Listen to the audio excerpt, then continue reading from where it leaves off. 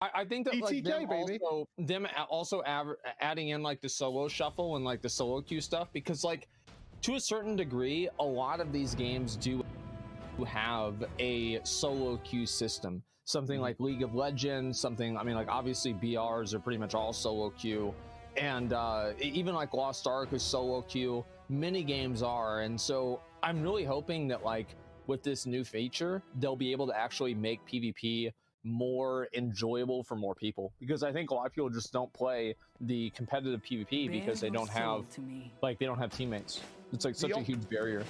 I'd say the only thing that's like not blowing my skirt up right now is I haven't heard anything that's really made me excited that's coming, because everything seems like a good foundation, like the stuff it should have been in place like 5 or 6 years ago, right? Yeah. So everything they've announced is more like fixes to problems. And the only really new thing I've seen is the Dragon Mount thing, which is kind of okay. I hope they do something with it. Like you brought up combat in the interview, right? And I really hope they have some really cool races, because they have all this maneuverability. They do all this cool stuff. So hopefully there's, like, again, that step 2, 3, 4, and 5. It's not just if it's just a Barbie doll that you can dress up, okay, fine. But it has potential to be so much more. Like the talent system, I hope there's none of them like, and it increases life loot by 2% and increases life loot by 4%. You know, I hope there's none of those in there, because that's just a waste of potential. So I'm really hoping for that. But I haven't seen anything in Dragonflight that's made me go, oh, I can't wait to play that. That's the only thing I'm missing. What would you want to see them add? Again, like individual raid bosses, things like that are just adding content in. I know they can't do player housing right now. I've spoken to the devs several times on that, and they have mad problems with the way the game's coded to put that in. So I get why that's not there. But certainly more content that I can do with friends, not mandatory, that is worthwhile doing. And that's kind of broad brush, I know, but I think about it in FF terms. I could spend a whole day in the Gold Saucer just pissing about with friends, doing the slices right or whatever, because it's just really fun. There's no real goal to it. It's just really, really fun. Or doing extremes, doing the tribal stuff, whatever it is I want to do. But that choice, I don't know what I'm doing when I start a stream of FF that day, really. Like, I sometimes have an idea, but sometimes I'm like, let's go and do Eureka. Let's go find out what that's about. Let's go and try a different job, a different class, and just go and jump. Let's do PvP today. That kind of thing. So that's why I want that feeling back in WoW, because I had that at weekends all the time. I was like, what are we doing today? I don't know, let's go and check out like the Lich King stuff. Let's go and check out the Tuskar fishing competition, you know, stuff like that. It was really fun.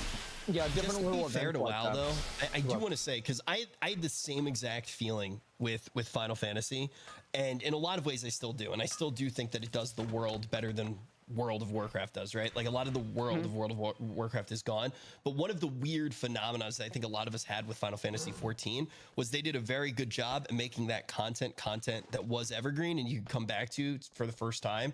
So you got all of the game at once. It all still felt good, which made the world feel way larger and it put you in the best mood ever, which World of Warcraft's just never going to be able to do. But I do think, Preach, the one thing that you said is a similar feeling that I have with this current expansion of WoW. I think they can do it. You think that they can? 100%. They did it with the Mage Tower. They can balance it, and they can make the classes better, because all they have to do is balance on a handful of baselines.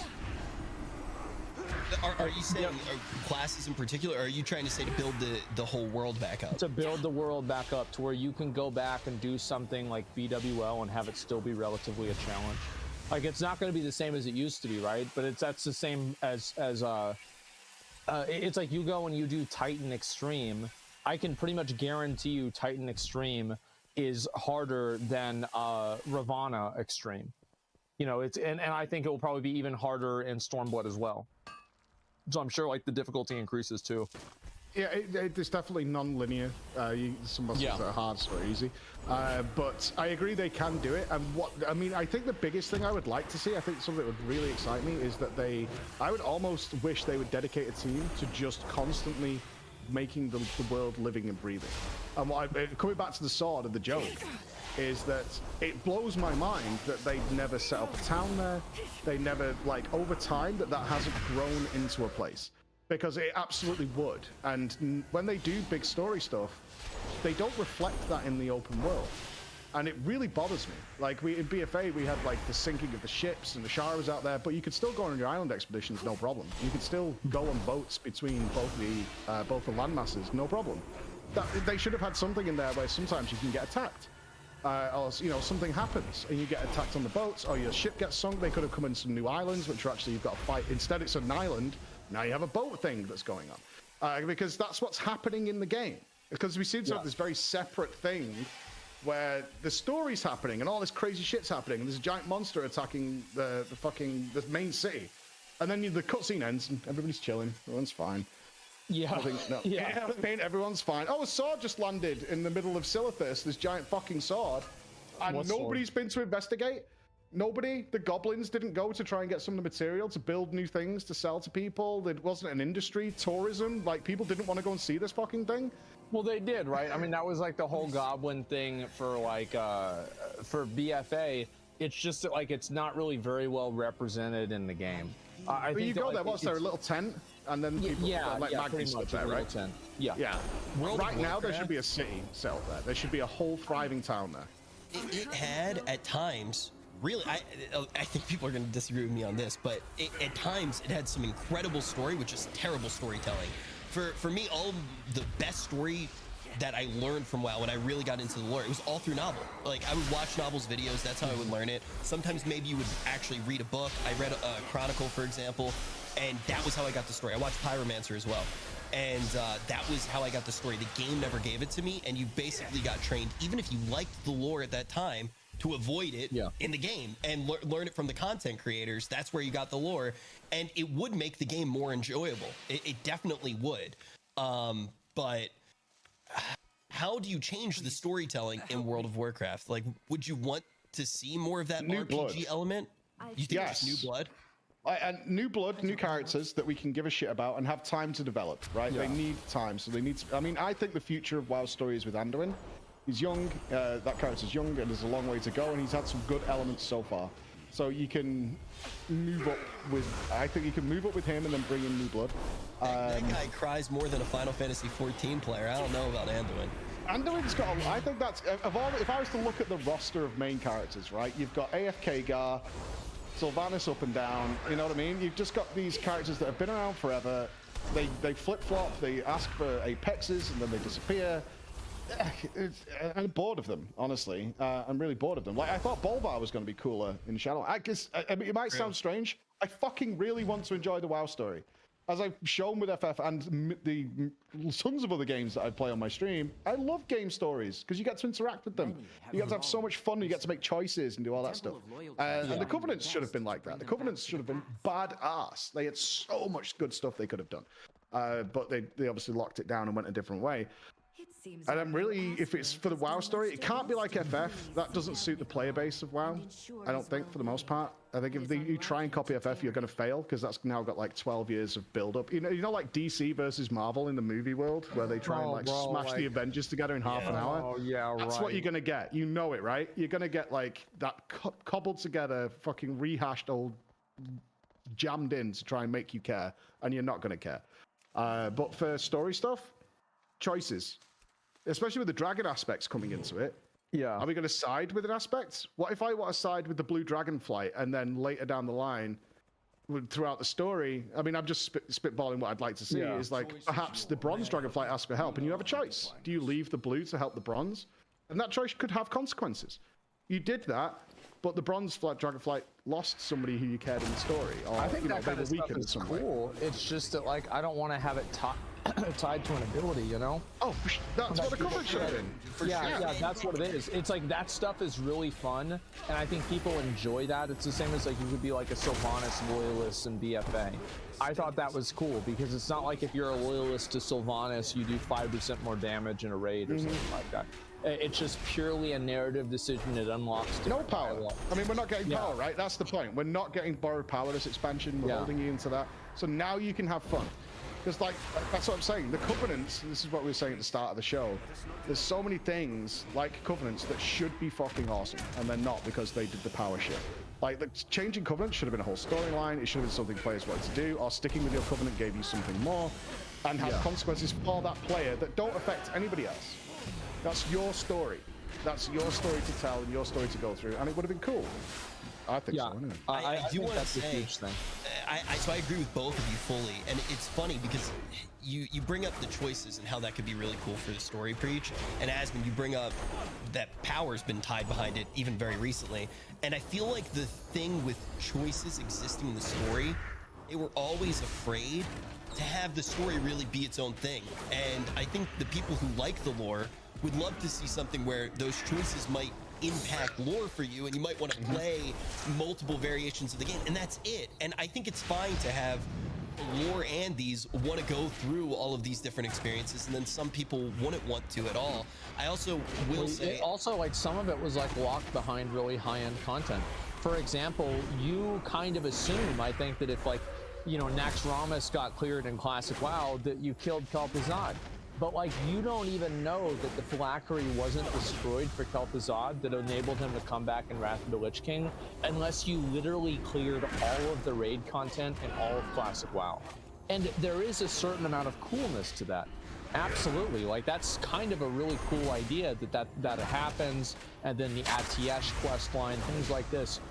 They're great, but I think, again, the problem is that it's tied to some sort of tangible outcome. You know, it can't just be its own thing. It can't be its own story. Because I do think that you can tell smaller scale stories in WoW and have them be more open-ended, where they don't really have an impact on the greater story, and it doesn't really matter. And most games have this, where you can make small choices, but whenever the credit scenes roll, you're always doing the exact same thing. And even something in, like, Dark Souls, you only really have 2 options in many regards. With Elden Ring, you have, I think, 6, but many of them are pretty much the same in at least the way that they're shown. So the way that this works is that I think that they have to make it to where they don't tell the story through the quest objectives. Because, like, preach what you were saying, oh my God, who is going to read all that? You know what it reminds me of? Is it's like I open up and I see somebody made a twit longer about something. I'm like, oh God. Like, I don't want to. Oh God, oh, no. I feel like my bones, bro. It's a twit, I see a twit longer, I'm like, oh man. No. Yeah, it's like, oh my God, I don't want to do this. Yeah, and it's like, yeah, I want to see, like, small, like, I think that the way that they're developing and, like, kind of giving you dialogue in, like, Zereth Mortis is better, because there's less of that and more of it is, like, more in compartmentalized, like, paragraphs or a couple of sentences, so people can just look at it and then click, and then they process the information, and they don't just completely ignore it. Because I do think, like, whenever you go back and you look at, like, when was WoW at, like, an all-time hype period, I'd say 3 points. Wrath of the Lich King, because of the Lich King. Yep, Warlords of Draenor, because of the Warlords of Draenor.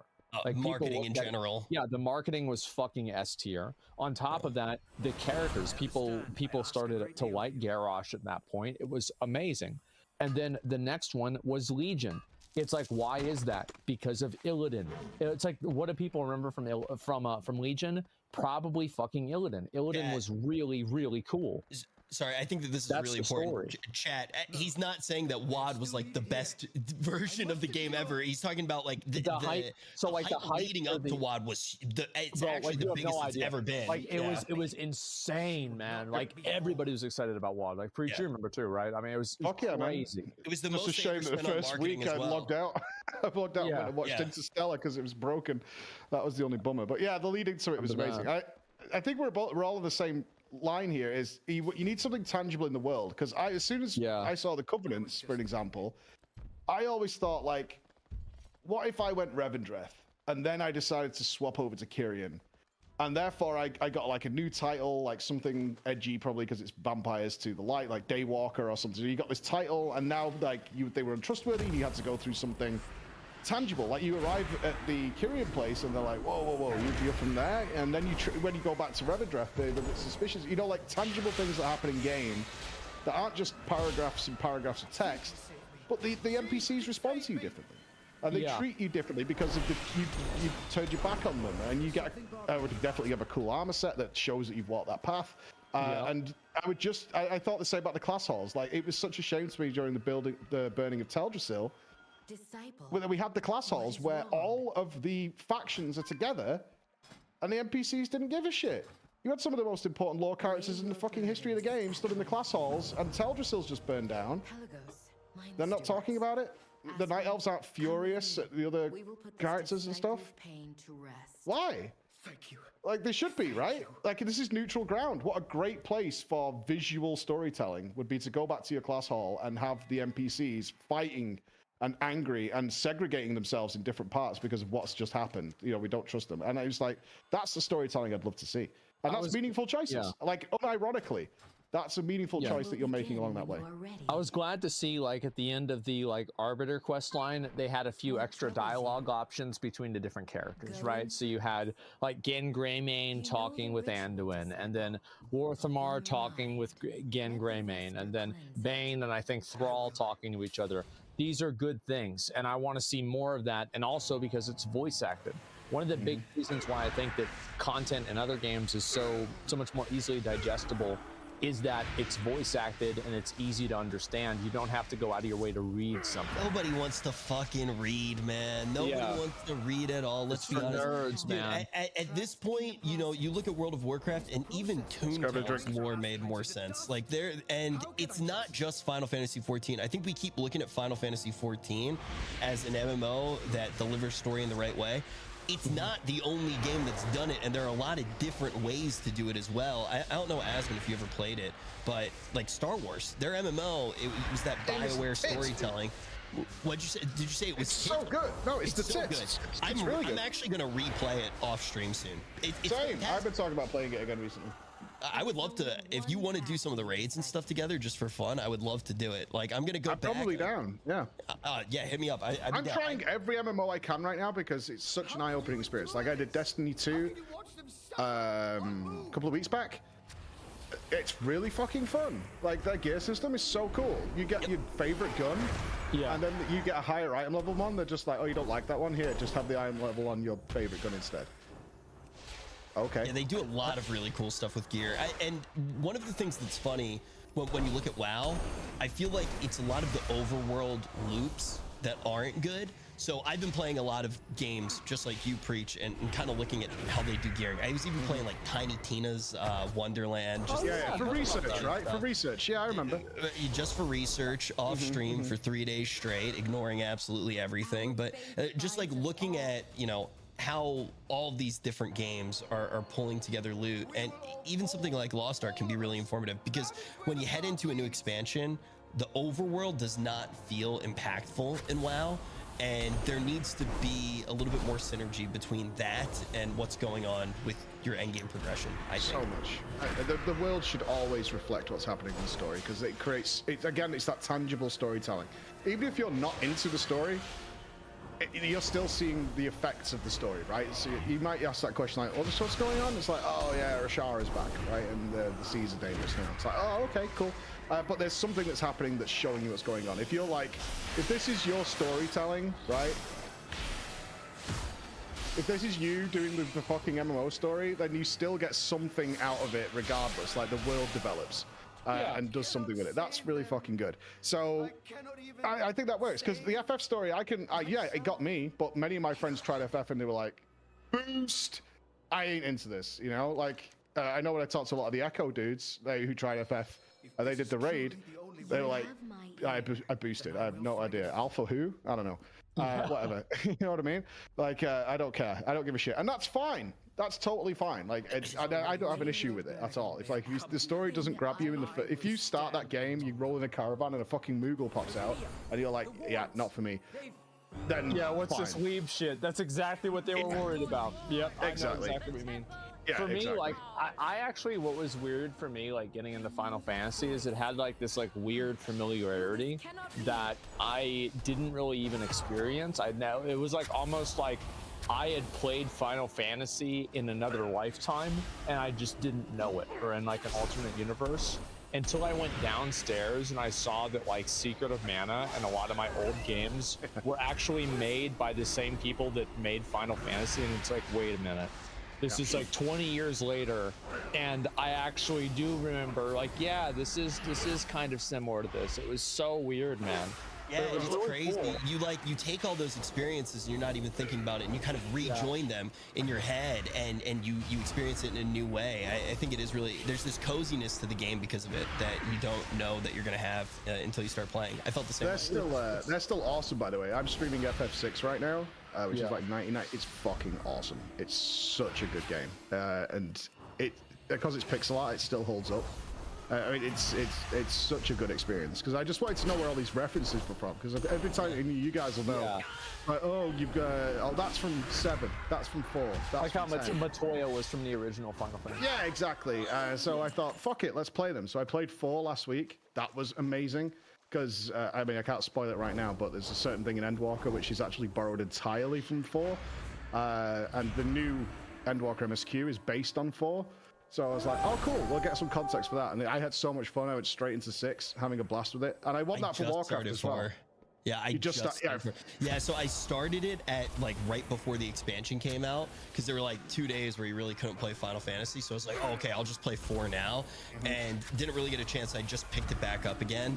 It's so cool to go back and see all of those things. It still holds up so well. The gameplay is awesome. Like, even for today, the gameplay is so good. What are they called? The remakes? The Pixel Remaster. Yeah, they're great. Highly recommend them to anyone. I feel like playing all of these other games too has actually been beneficial for WoW.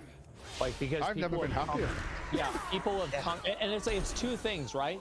Because like right now, the way I feel like it with WoW is that, like, I'm really excited about Dragonflight. I think everything about the game that they've announced has been really good. And there's not yet, as people have said, there is not yet that feature that is the obvious problem that everybody's gonna dislike, right? And so I can just be excited for the game. And I can also think to myself, I don't have to make 8 hours of content a day with this game. I don't have to think about playing this game 8 hours a day. I can play other games. And I think actually that's better for WoW, that people don't put all of their faith in playing the game constantly. Because one of the big differences between Final Fantasy and WoW is that Final Fantasy tells people, yo, go take a break. Whenever you're done with the content, come back later on. It's a big difference. That I think you hit the nail on the head there, and also that the devs embrace that as well. It's a two avenues need to go. One, the players need to feel. I think it's better if you're not fully invested in one game, because if you're fully investing all your game time into one game, little things really start to pile up and get on your nerves, because it's the only thing you're experiencing. You're not taking a break from it and then like coming back a little while later. But also, if the devs also have that mentality where we're not trying to build content here, and this comes back to what we said at the very start, like disrespecting your time. Yeah. That you have to be online all the time. We have to make content that keeps people online all the time, because everyone goes on about the MAUs, but that's the same whether you log in twice or whatever. It's like a gym membership, right? It doesn't matter if you go every day or you go twice a month. It doesn't matter. The price is still the same. You're still logging in. You're still doing whatever you want to do. And it also makes their content better, because if you're not building it with time gating in mind, right? And how do we make this content stretch for 6 months? If that's not part of your design philosophy, it frees you up so much to go, we could just do something cool here. We could, like, that's what I was saying about that Bosnia zone is, instead of like gating everything off, they gave you all this shit really early on. Like, I was only there for an hour before I had like instant cast spells and extra defenses and cooldowns, and it wasn't a case that it was like a 3-minute buff. It's there for the entire duration I'm there, just on. So I'm just super powerful, and it was really cool. We were just running around as a group, blasting things, riding tanks around the battlefield and shooting stuff, and then doing a raid. And it wasn't a case of, well, until you get renown level 40, you're not going to be able to do that. And you can only get like renown once per day or something like that. It wasn't, designed to stretch out so we get the most out of it. And that's, if they go that route, God, I hope they do, they can start having a lot more fun with the content they make. Like, in my opinion, they'll just have so much more fun.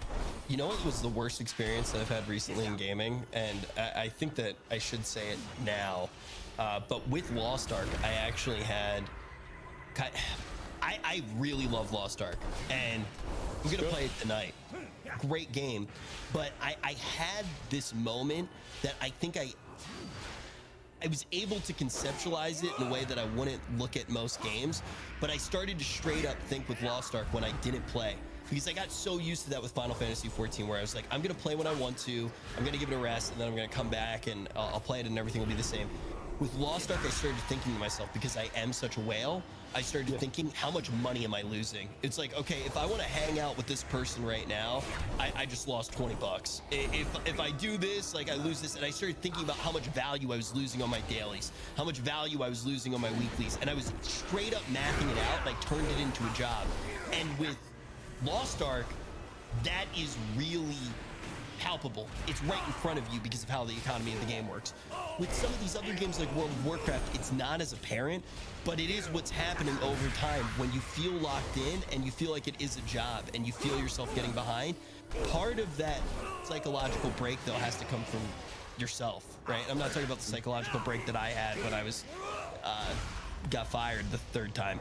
I'm talking about actually taking that break and not letting it get to you. And it's a tough thing to do, and I feel like the World of Warcraft community maybe has that mentality now in a way that they haven't before. Yeah, that's what I'm saying, right? And like, that's so much better. It's so much more of a healthy mentality, because it's like, yeah, maybe you're not going to have content in WoW forever after the patch has been out for 6 months. You're not going to have something to do and grind for 8 hours a day every day. And you know what? Maybe that's a good thing. Maybe that's actually better for the game, that they're not making it to where you have so much content and there's so many little things that you have to do that you feel compelled to log on for hours every day, months after a patch has been out. You know, you can just FOMO enjoy feeling, the game. right? Like, because they encourage it. They encourage that FOMO. Like you were saying earlier, if you don't do your dailies or whatever on your Saturday and Sunday, you're gonna be 2 days behind your dudes. Like, you don't have to do it, and you read that everywhere. You know, you read it on forums like, you don't have to do it. You don't have to play the game.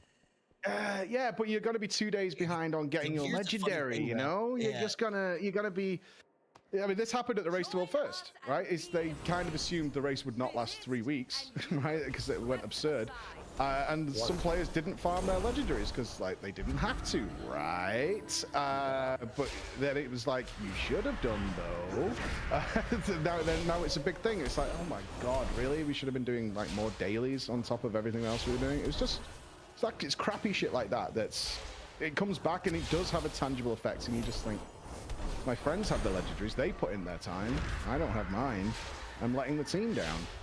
And the game kind of encourages that, and hopefully that's going away. And with everything being account wide, that looks like it should be the case, right? I mean, do you think they're going to let us grant levels? I was talking about this morning. Oh, like in Recruit a Friend? Fucking right. Do you remember having a account?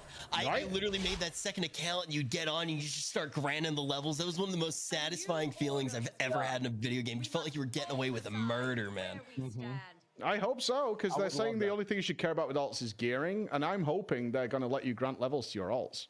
What I would like for them to do is for them to have like a series of like kind of challenges for your alt to do, like something relatively similar to the Mage Tower, that whenever you complete all of these challenges and it shows that you know how to play this character, you get automatically leveled up, you know. And it's something that like a good player can do in like maybe a couple of hours or something like that for the first time playing their class. I think that'd be great. Or something to at least give people an idea that like, yeah, this is kind of a challenge, this is how to play your class, just so you're not having people that like queue in. Because like, one thing that would suck is like if you have a bunch of people that are just like boosting characters. You remember this, like whenever they added the boost at 90? Do you remember doing Throne of Thunder LFR after that? I can honestly say I don't think. Oh my god. This all if you are going to the easiest place to play in the game. Yeah. So you're always going to encounter that whether they boost or not. Like that, I don't think that's something that should be. I guess I would say is that I don't think you should make a detrimental game element because some people are shit. Like, I don't think that's a factor. Like, I would even prefer these challenges that you talk about. I think they're a cool idea, but I would almost have them be on your main. So you think, like, fuck it, just let people level up anyway. It doesn't really matter if they're gonna.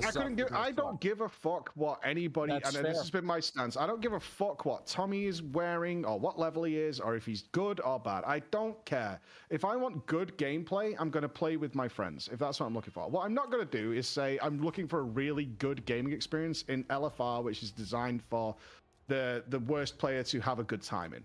That's just crazy to me. It's like, let's go to the place which is accessible by literally anybody who can click on the fucking screen and look for a really good gameplay experience. I think that's just ridiculous. So if I want a really good gameplay experience, I'm going to seek that out in a guild. I'm going to seek that out in my Mythic Plus. I'm going to seek that out in my friends. Yeah. So I don't give a shit what they're wearing. It's just like I don't give a shit about item level stuff. I really wish they would said they were making more tier sets. Because, like, for an open world tier set, a Mythic Plus tier set, and fucking PvP tier set, that it's completely up to Mythic item level, but it gives you bonuses in the content you enjoy. Didn't they I was really hoping that once? I don't remember. They tried with Azerite armor, but it didn't really. They made 850,000 Azerite powers for some reason. Like, I thought they I don't know why. Yeah, I thought they had that with the class order hall set in Legion. Didn't it have set bonuses that helped you out in the open world? Or I think it was also low item level, right? I'm talking. Trash. Yeah, exactly. Like, it needs to be Mythic raid quality, like in terms of item level, but your bonuses are really good open world. Yeah. So just as you kill an enemy, you got super movement speed. Maybe your fucking dash has no cooldown. You know, shit like that doesn't work in a raid. And then you've got a Mythic Plus one, and you can focus on that. Even if you go into a raid, yeah, your tier set bonuses aren't good or even may not work, but you've got a Mythic item level that goes with it, so you can transfer quite easily into heroic, normal, whatever. Right. An entire end game experience. Professions should be the same. Like, I was hoping for way more professions. What they've done is great, but there's so much more room there. So much more room that I hope they explore. Again, this step 1 through 5 thing, the new stuff is good. What do you hope they do with professions? Because, like, I'm really curious about that too. Because in my opinion, I feel like professions were at their best in Burning Crusade. I love. If I talk about this, my editor's gonna be really pissed because he's been working on this video for ages. But so, all right, that's great. I've got React content in the future. I'm glad to hear that.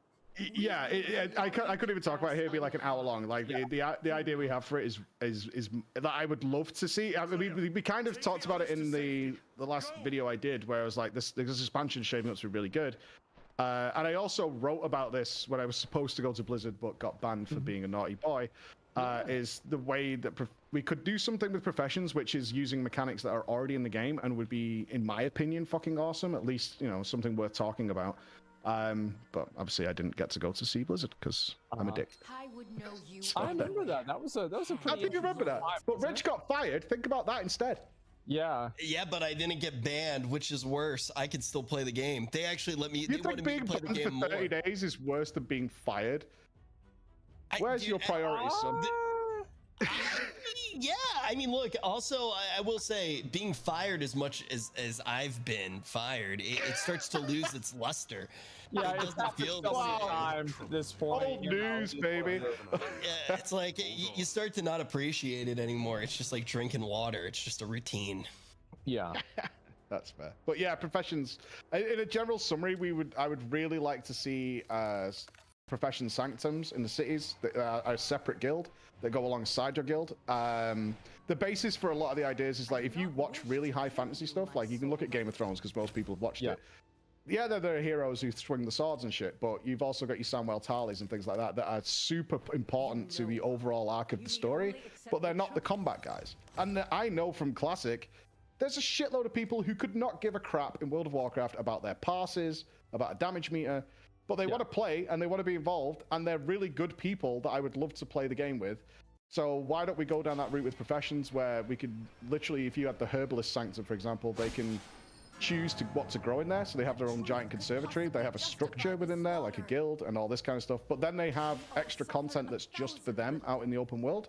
That they can go and do. So you think about the blacksmiths, they can find things that they could dig down into the earth as a group of blacksmiths to fight blacksmith-only bosses that require like special, to acquire special materials that they can then craft things with that can be used in there into the game. This is a very brief view of it, but generally speaking, stuff like that, where they all have to work together. So you've got the inscribers finding secret recipes that they piece together, which leads to an ore that you need to then talk to the miners guild, the miners sanctum, so they go and get stuff, and it's a whole end game experience. That's for those guys. That isn't just combat focused on acquiring new item level. It's a journey and exploration. I think they tried doing a little bit of that in Legion, and I think that people generally just kind of got annoyed by it. And so I'm not really sure if they'll try that again or not. I would like to see, one game that actually really did this well is New World. New World did it incredibly well by having there be like these little not faction, but like these little profession benches that you would see people actually crafting at the bench. And I thought that was really cool. I like that a lot. I'd love to see WoW have that. And like back like the old alchemy lab, the ones back in like there was one in BWL and one in I think Strathlum or something. It's been quite a while. I don't remember. And they have that one in Shattrath at the back, right? It's the only place you can blast that place. You just like being, you'd say you prefer to be in an environment where you can just see other people are taking part in the profession together. WoW feels alive.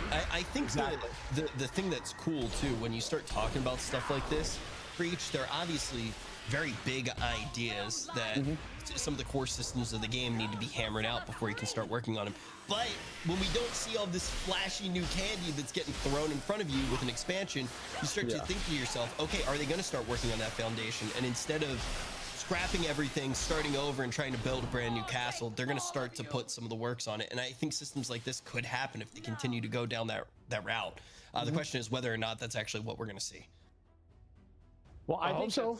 Yeah, I mean, I hope so too. I think that's what's really important, is to have content like that that keeps people engaged and makes the game feel like an actual MMO. Because I think that's like one of the big things. It's like kind of a consistent complaint that people have that I think in many regards is actually just kind of like how people feel, is that the game doesn't feel like an MMO in the way that people want it to feel. And it's like, how do you really, how do you approach that type of a complaint where there's like, it's a feel. They could reduce phasing a lot as well. There's a lot more people playing than we realize, but phasing really kills a lot of that atmosphere. And it just feels very limited when you walk to Orgrimmar. And it was kind of a weird experience. I think we all played Classic WoW. They're like logging in and actually having like so many people in the cities running backwards and forwards, doing their things. It was nice. It was like, and I know there's probably this amount of people playing retail. I just can't see them. And they're nowhere near me. Like, you give me my own little private playground to mess around in. Right? It's like, so I was playing New World, and I logged back into New World, and I don't know if you've been keeping up with New World, but this, if you have, this won't catch you by surprise. My server was dead. Okay? My server was dead, and I go and I look, and there's like a handful of servers that are very popular, and I see one is like super popular, right? It's the equivalent of like I don't know, like US Illidan or like US like I don't know, Tichondrius. And so I transfer that server. I'm on that server. People are popping off. There's people everywhere. Things are happening. New World is like alive again. It's like it automatically, like logging on whenever your server is dead in an MMO. There is nothing more depressing than that besides listening to the music in Korthia. Yep. That is it. I haven't heard it, so I'm free of that one. Yep, keep it that way. It's so depressing. And I remember whenever I logged over, I'm like, wow, this is actually really fun. I want to play New World again. This is enjoyable because I'm part of like a living, breathing world with like people in it. There's social interactions. Like I feel like they need to have more of that. Like I don't know. And more passive social engineering. It was the biggest thing I picked up on in the sidelines of FF. Like I said, a lot of people probably don't realize it's happening. But that, like they told you on Deposit, is like that encouragement to support a stranger as a group of you and to form like a circle of people watching. I mean, I think back to people getting Thunder Fury, and you probably remember this, Zach, as well. It's like when you saw those guilds riding across Ungoro, heading towards Silithus, you knew something big was going down. Because one, you generally didn't see the big guilds altogether because they're usually at the raid instance, also unless you were hanging around MC. Yeah. But there was times where you were farming gorillas, you were getting your ape on, and then you would just see a stream of 40 or 80 players who were all epicked out on mounts riding across the... And you're like, what is going... There's an army coming. It was crazy. And you follow them, and everyone's there killing Thunderen. You see Thunderen appear. Yeah. Everybody joins in and helps out. And then what would traditionally happen is the guy who got Thunder Fury would then do duels. And you would all form a giant circle. And this wasn't in the... This is pre-streamer, right? Yeah, as streamers, we do have that weird privilege where the groups would form if we're doing something like that. But this was natural. This was a naturally occurring event without streaming or anything like that, and people just got involved as a community. And that's when you were like, oh god, this game is so cool. Because I didn't even know what Thunderen was the first time I saw it. I just followed people who were just riding around. It was sick. It was one of the sickest experiences ever. Was like that for me in Duskwood. I was feeling like I was on top of the world. I figured I'd take a shot at the big dragon. Turns out I missed. And it was, well, literally, actually, in that case, and like, yeah, it was funny, and like that kind of stuff is great because it gets you involved and it gives you a scope of the game, right? And like having different reasons for people to go out in the world. I actually thought Legion did a great job with this, with like how they had the class order hall quest lines that would send you back into old Azeroth. Yeah, I would love to see more of that stuff, and where like the whole world is used rather than just like a very small fraction of it.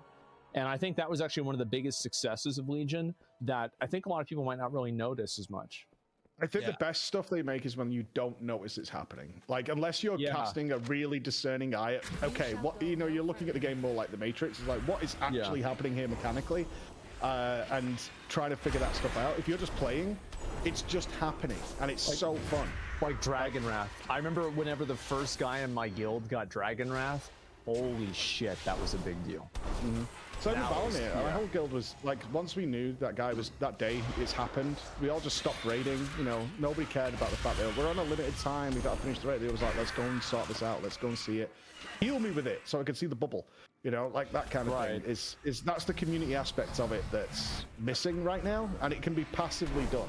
With clever design of what your quests are, what zones you're sending people to do, and what you do in them, you can passively push people in that correct, without having, because I think a lot of people put, I know we're talking about FF a lot, but we've all played it, so we get the idea, is that a lot of the positivity is forced, because you're not allowed to be toxic.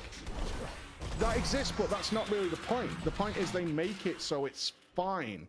They encourage you to be positive because they reward you with it. Well, it's also, dude, like I was talking about this like today with Mythic Plus, right? Why the fuck do keys deplete? Well, why the without, why? So you don't choose.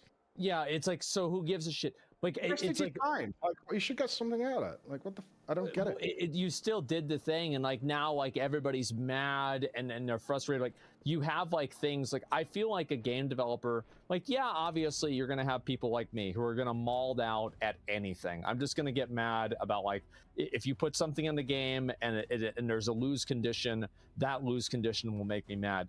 But there is a spectrum of getting mad. And it's like, a lot of times I feel like the game has these problems and like these things in it that just make you mad. It's like they're designed your time. Well, they're designed against the other people too, right? Preach already touched on this, but what Final Fantasy XIV does very well is it has these socially engineered systems that kind of change the mind frame, like the actual mindset that you're going into the game with, and then they provide you with all of these tools to create emergent moments of socialization, right? Like even just a bard being able to play music, that allows for emergent gameplay to happen where you're interacting with people, and that positive mental framework that you have, it starts to impact those little moments in the game. And while you're sitting there and you're pissed off 90% of the time you're playing the game, of course you're going to have more toxic social interactions. It's like talking to somebody before you have your morning cup of coffee. You're not in a good mood.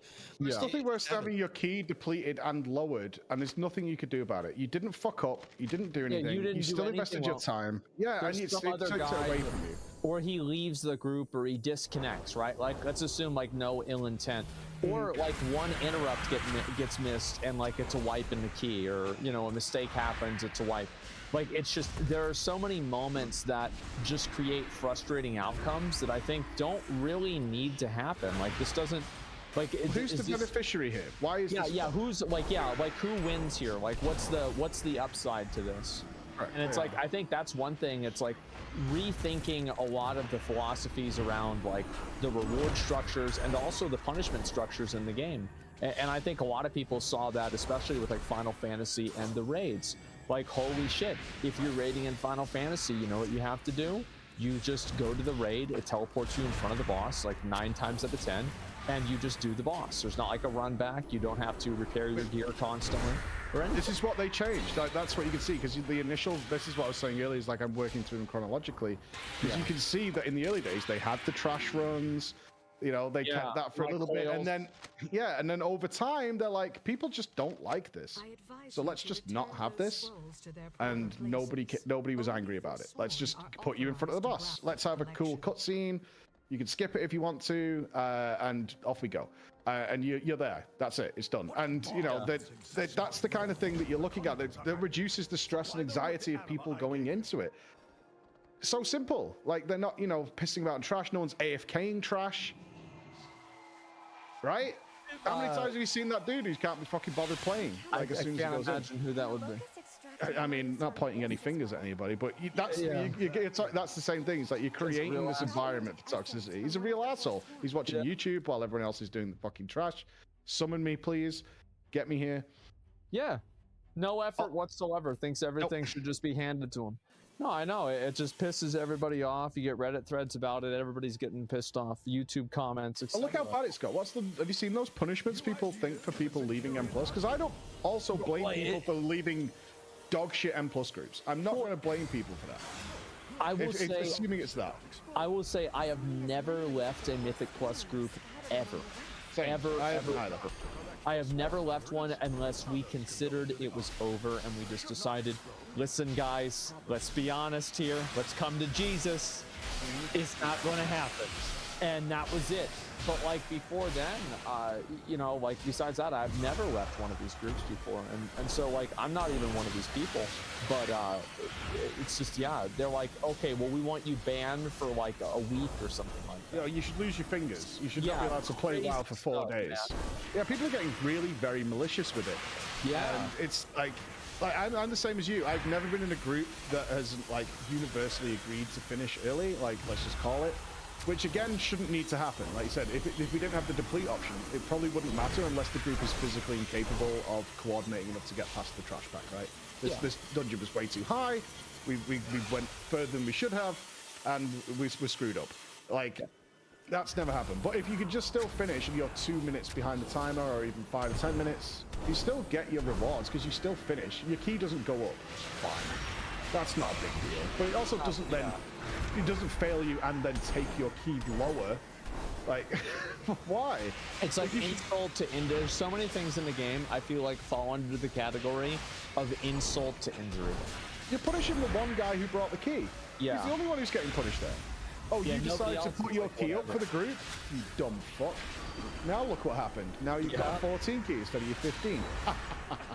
Yeah, enjoy that next week. Yeah, enjoy that, you fucking idiot. How dare you try and run your damn key, fucking clown. Like, that's what it feels like. It's like, okay. I'm sitting here and I'm just pretending you're talking to me. I'm like, yeah. Yeah, I'm really messed up, huh? Yeah, that's fine. Keep going. I'm fucked up, right? Yeah. Enjoy your low-ass key. Fucking idiot. That's what it feels like. That's exactly why people are like, well, this... I'm only going to... This encourages the behavior. We're talking about the social engineering. Yeah. It encourages the behavior of rated.io scores. Because, because why do you want to take failure? Right? Why would you? Why would you want to waste... It's like a 30-minute investment. A 30-minute investment. And it's like, yeah, like whenever I do it, and I tell people all the time, it's like if there's a score like that I can use, I'm going to use the score. Right. Because the truth is that if you look at the numbers, on average, you invite somebody with 100 higher item levels, they're probably going to be better at the game, right? If you just play the law of averages. And it's not something that's necessarily like great for the game, but if it's available, and especially if there's like such a punishment for making a mistake on who you decide to bring, you're gonna have people that want that kind of a system. It's a natural consequence of the failure system. Like it's brought on by the game itself, because losing really sucks, and it shouldn't. Exactly. Losing should be fine. Okay, we didn't upgrade the key. That should be your worst punishment. It's also like, yeah, and that's why I love people say like, oh, well then what's the punishment for making a mistake? Well, I don't know. The fact that you didn't win? Like, what do you mean? Why is there gotta be punishment? What are you talking about? What is this, fucking ball torture? Like, this isn't 50 Shades of Grey. Just let people play the fucking game. That's why I was saying with the resource transfer between characters is like, why are you taxing me on this? I earned this. I gave you my time. I earned the resource. Yeah. So why are you punishing me for spending it where it's appropriate to spend it? It just seems very unnecessary. It seems very unnecessary. We can't just let them give it to their alts, because you know what will happen, don't you? Their alts will have legendaries. Oh my god, that would be terrible. And I'm looking at this. You remember what happened with conduits? I mean, they got rid of conduit energy. Everybody just can't stop changing their conduits, right? I mean, it's absolute chaos. There was so much punishment in it that it felt like you needed to stream the game in the artifact section and not the World of Warcraft section. But there were some really interesting things that we do talk about alts, and Asma, I think your camera died, but when we talk about alts, I actually do think Lost Ark, that was my biggest takeaway from Lost Ark. That was a game that really encouraged you to play a lot of different characters, and it felt pretty good to play a lot of different characters, especially if you spend a lot of money on them. But there are two big things that I wanted to bring up that Ian talked about. One is add-ons, and the other one is actually talking about the future of classic WoW. And he was talking about Wrath of the Lich King a little bit, but I think we can start with the add-ons, because Preach, what Ian was talking about was kind of the idea that now a lot of the add-ons, they feel computational, right? They're actually solving the problem for you. They're telling you exactly how to play the game. And he started to bring up a lot of different fights, even some of them from Wrath, where it's like, the game wouldn't really work even back then if we had the add-ons that we have now. What's your opinion on add-ons, especially after playing 14? I don't miss them. I don't use them in 14 but the game works differently. Like it's a very important thing is that they very, very different games in how they work. Because nearly all FF14 bosses are dancers. My cam should be good now, by the way. But I was there for the entire Race to World first race, where Echo literally has a weak aura team. It's not just even one guy. They have a team of people developing these weak auras. I think it's one of those issues that feels like it's more of an issue for a very small amount of people that gets blown up unnecessarily. But the problem is, WoW has such a variety of fights where they prove that, one, they can make really, really hard fights that add-ons don't really help. So an example would be Halondrus. Halondrus is a very simple idea that doesn't need... They made weak auras for it, but it didn't help them at all. Like, it was just really fucking hard. You just had to deal with that bomb. It was all positioning based. You had to work as a little team. So they've designed that boss where weak auras didn't matter a fucking iota on that fight. And so they can do that. But they then can't make a fight like the Jailer, because that's a different style of fight that relied heavily on weak auras. Like crazy amounts of weak auras were made for that and were required to do it. So if they do want to do something with add-ons, but again, I want to reiterate, this feels like an issue for very, very few people. I think most people's add-ons are probably UI based and having nice buffs and debuffs and things like that. Now they can build all that into the UI. That would be sweet. I would much rather just have to not install and update my add-ons, or have to listen to some player say I can't play tonight because my add-ons haven't updated and I can't play without my fucking UI, right? That's the most frustrating conversation you ever have, is like, oh, well, I can't because LVUI is not updated, so I can't play WoW. It's ridiculous. But breaking a lot of stuff. There was a lot that came out of this Race to World First, and I think this add-on conversation was one of them. The Race to World First, this Sepulchre raid was an anomaly, like a crazy anomaly. And from the back of that, I don't think we'll see a raid like that for years to come. I think it'd be a long time before we see something as hardcore as Sepulchre was. I don't think we should make too many rash decisions based on that. Like, do you think I can clear it tonight if I come back after 2 years? I mean, Scripes had his baby today. Congratulations, by the way. Scripe had his baby just before we had allcraft. He's a daddy now. Yeah. You're US. You can call Max, see what he's doing. He could probably get you through. Swipey. I don't like getting swipey. Man. Swipey. I don't know if you know, but I'm Asmon's friend, and I'm looking to experience the new raid content. Oh my god. Maybe I'll give you Max's number. You can call him. I already have it, man. My name is Witch Campbell. I already have that number. How the fuck do you think I got the other raids now? I was the transmog officer of that guild for a little bit. But no, in all seriousness, what do you guys want out of it? Like, I don't really see a big problem. With the add-ons, the thing that I was going to say that, Ian led on to is it does affect their design, right, of encounters. And he talked about some of the fights, which I really did think the mechanics were cool, where it's like, okay, how do we break the add-ons? If it can't hook onto what buffs the player has, if it can't hook onto this and that, how do we get around it? And they made these little communication puzzles. And I do think some of them were really interesting mechanics that felt nuanced. But I think when the fights and the encounters start to be designed to just strictly avoid the add-ons, that's when sometimes you're going to get a lower quality fight, because you're trying to hide from something instead of just creating the best experience. It has to be simpler, yeah. Without if you can't break like Ian mentioned in the interview when I was watching it, it's like we can't break certain key parts of the API without catastrophically breaking everything else. Now I know some people just like just do it, just go with it, but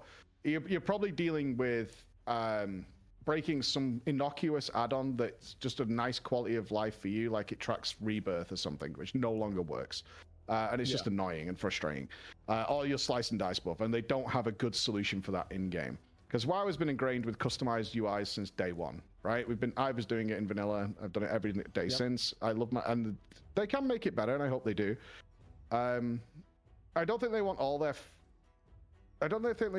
fights to be like Halondra's, which again is a perfect example of a fight that doesn't need add-ons at all. I do want to say this, and I'm not trying to sound douchey with this, and I feel like I'm usually trying not to sound douchey, and I still do, but it's the New York accent. I'm an okay guy, I promise. But when you look at the game, I love hearing the transparency from the devs. Like, it's like, this is a tech issue. That's why we're not doing it right now. Yeah. But it can't forever be an excuse. At a certain point, you got to make your game fucking work. It's 2022, right? Did you just check the year? Something I 2022. It's 2022. Yes, is at a certain point. Yeah, dude, I was looking over to second screen like I was on an episode of OTK School to figure out what the date was. But yeah, no, at the end of the day, you need to make the code fucking work.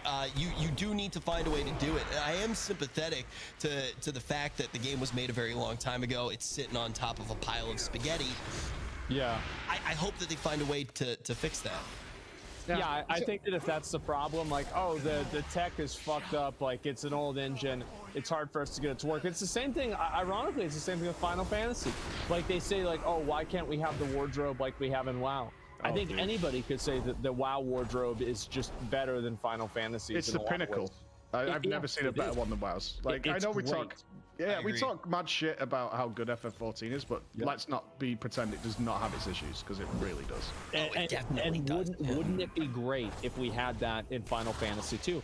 And like they've come out and they've said, well, they've come out and they've said, like, yeah, it's a tech issue, we can't really do it right now. And everybody's like, okay, well, hopefully soon. You know, it's understandable because they're not getting fucked around.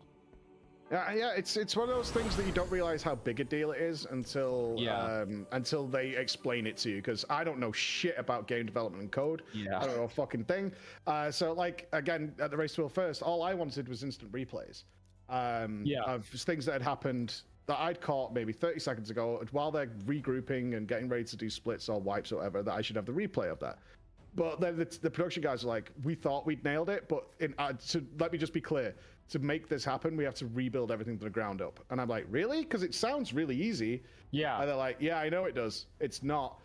For the system you want, it's not going to happen. But next time we will have it. Like, we'll come in with that. We thought we had a solution. It didn't work out. And it's the same with player housing. Because, you know, we talked a lot about it internally. And I was trying to explain what the devs told me. Is like, the way the game World of Warcraft works with player housing is, we could do it, if you think of it like garrisons, we can give you a predetermined place where you can put a chair or a table, but it has to be there.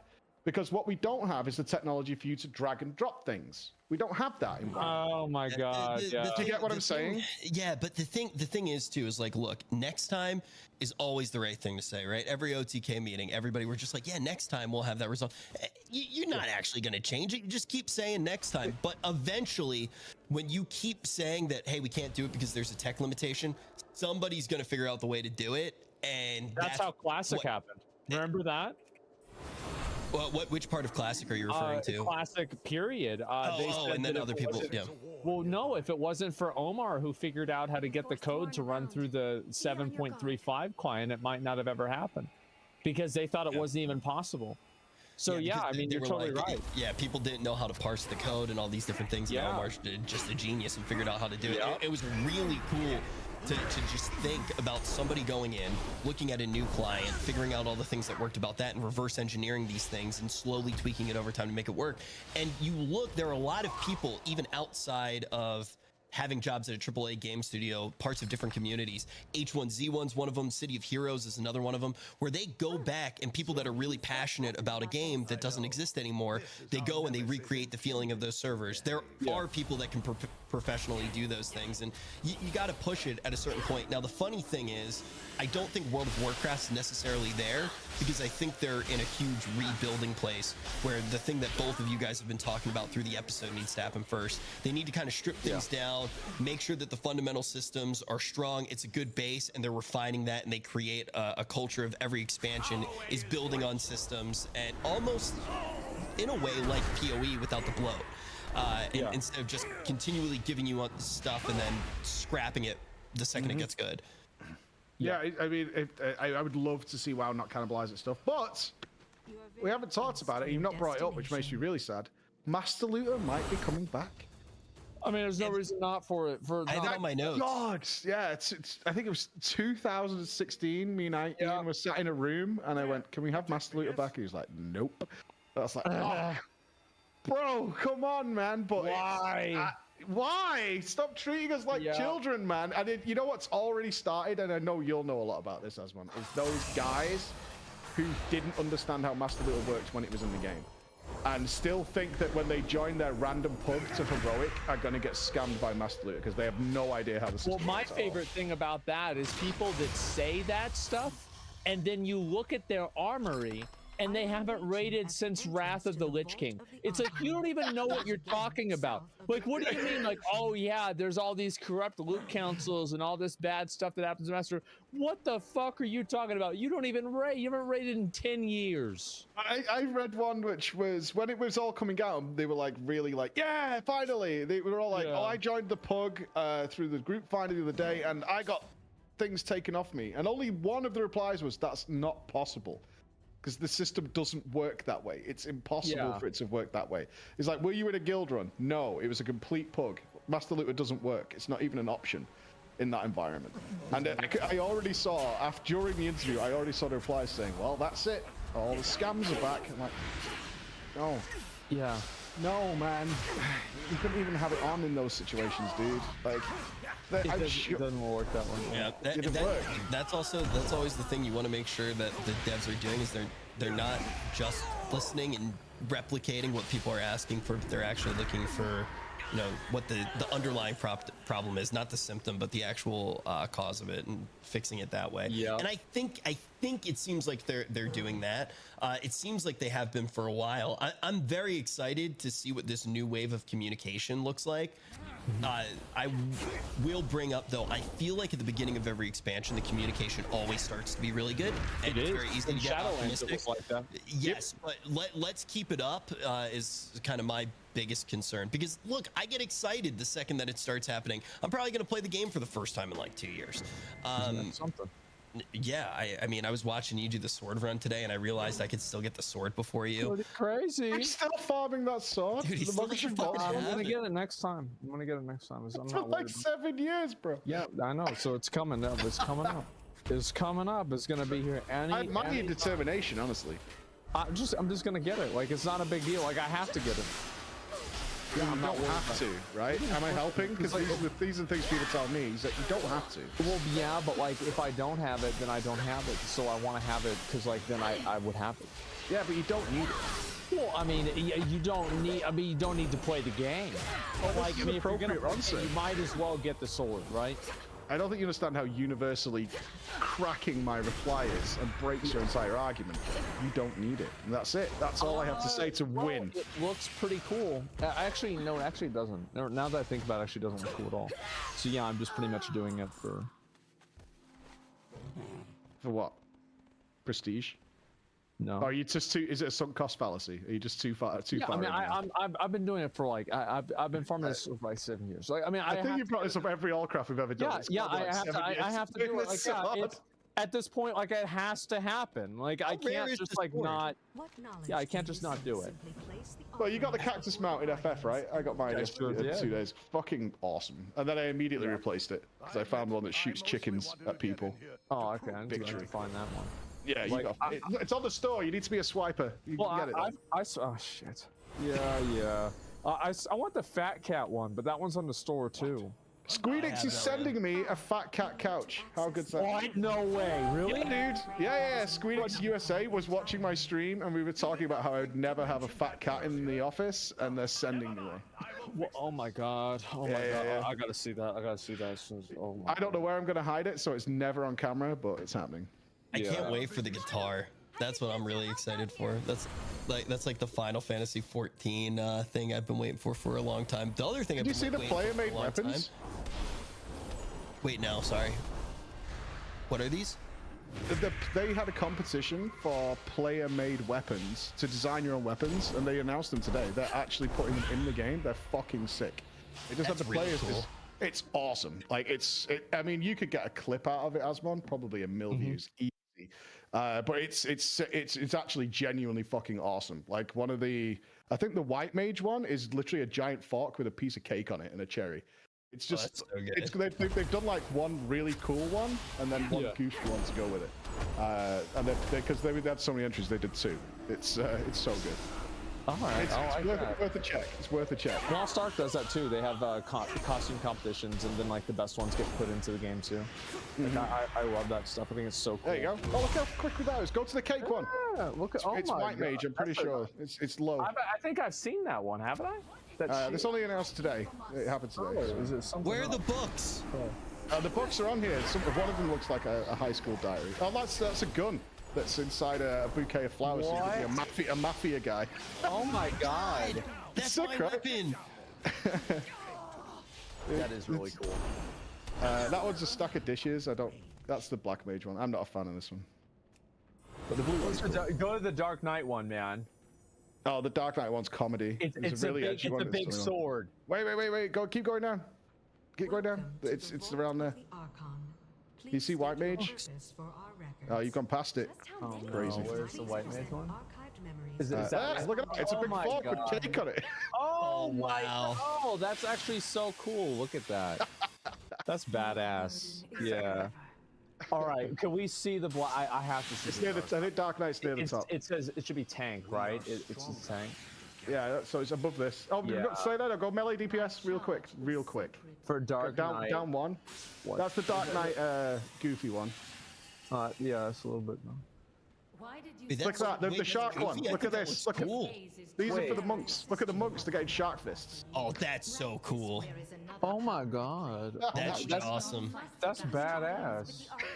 Okay, I like that. It's not what I would have expected. That's good. Well, those are the cool ones, right? You got the cool one and the goofy one. A cool one and a goofy one. Is that Correct. what they did, Priest? Yes. Okay, one's a cool one, one's a goofy one. Yeah. So that's the fat cat one, and then there's a cool one. The Dark Knight's right at the top. No, the ninja's got a knife and fork instead of daggers. I love how all of the goofy ones are literally silverware. Well, look at the warrior one above this one. Oh, it might be the Dark Knight one. That one there with the pufferfish. That's a pufferfish axe. So you. No way. Yeah. So I just beat the shit out of him with a pufferfish? Correct. Yeah, that's totally good. I love that. That is great, man. That's warrior. Where's Dark Knight? It's around there somewhere. Yeah, where is it? Oh, there it is. Yeah. Honestly, it's the pink one and the other one next to it. I really like the other one, right? I mean, that's that like, one. Because like we have one. Wait, holy shit! Are you serious? Mm-hmm.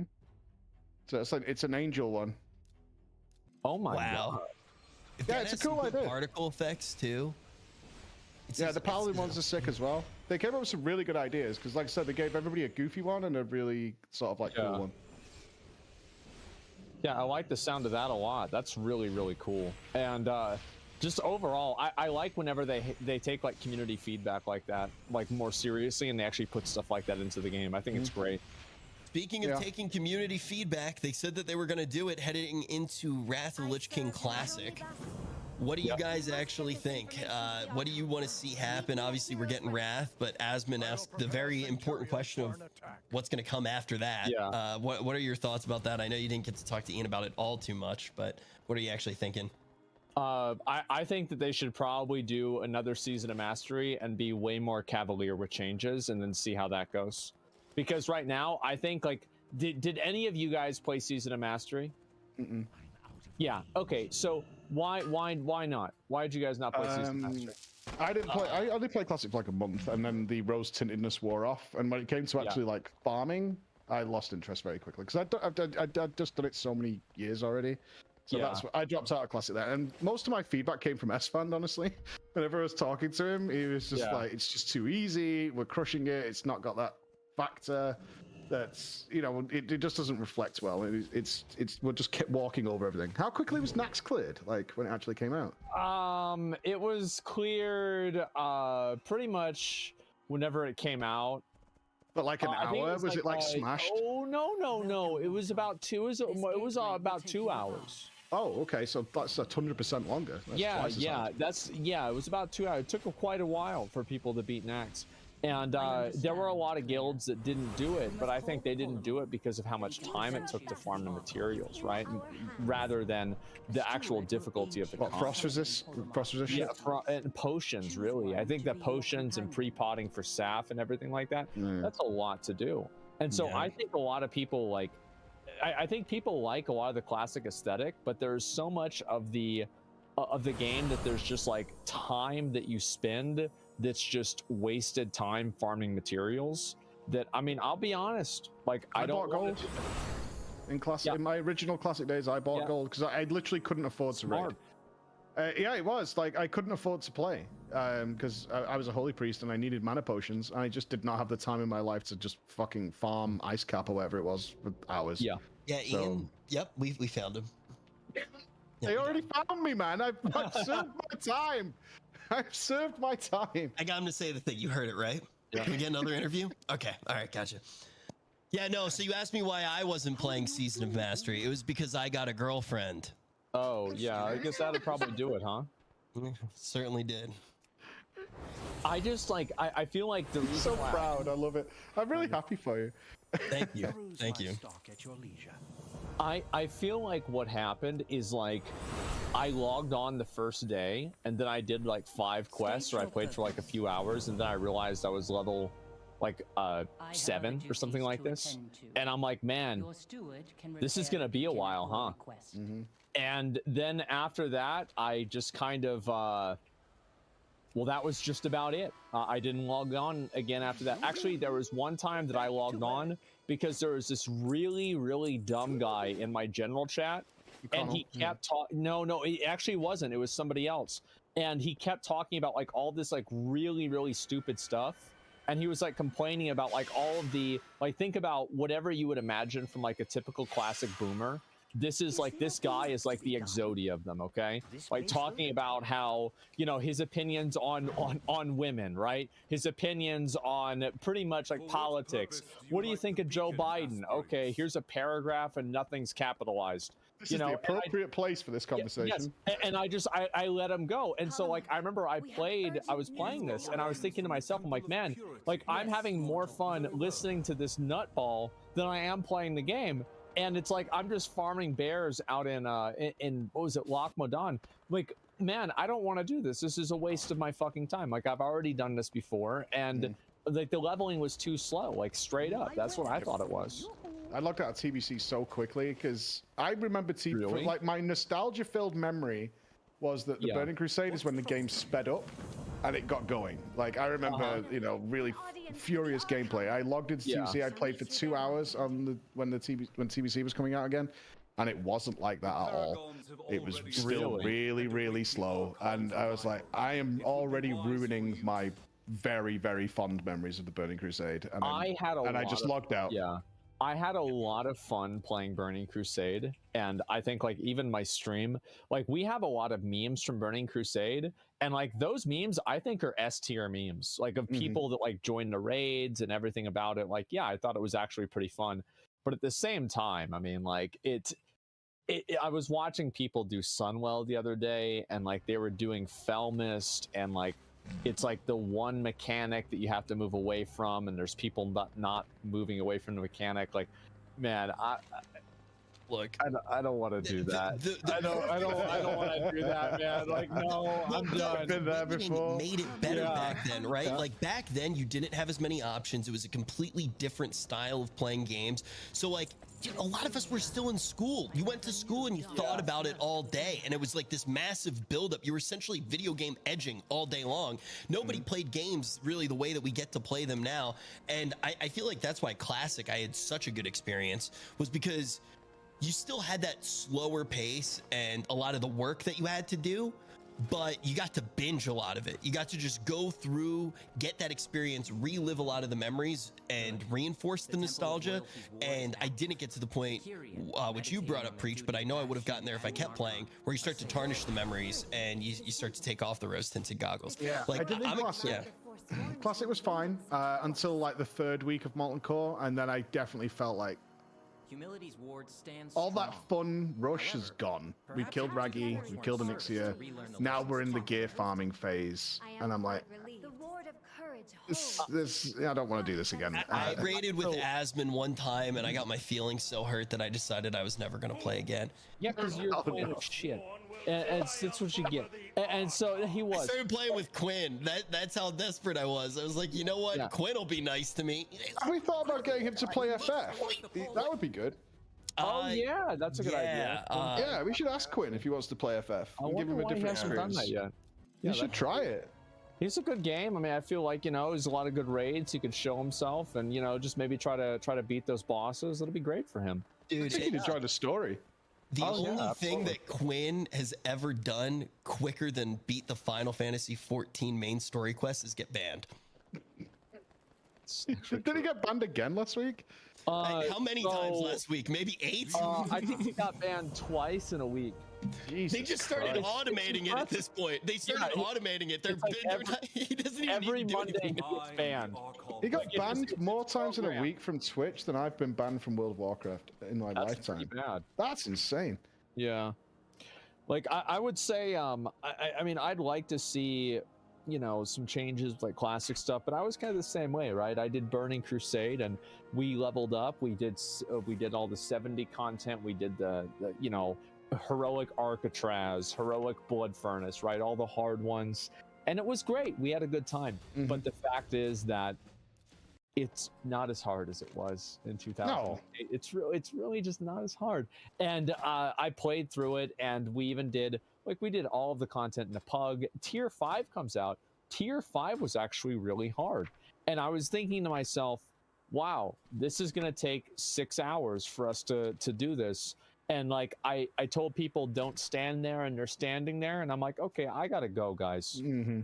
Like, yeah, I gotta go. Like, this is just nope, And that's how I felt about it. Yeah, I mean, I think we've all said this a lot. I mean, just the information is so much easier to get nowadays. You don't need to find a guide that has the ASCII cover on the front. It's very easy to find the right way to do stuff, especially when you go back and play the older content. It's very much solved. I mean, checkers used to be a hard game to understand the mechanics of for people, right? And now at this point, anyone can play it. WoW's the same. It's also like I've been through that progression before. I don't want to do it again. Like there was a time when it was fine. We were all learning together and we were having fun. We were wiping and Hydros or whatever.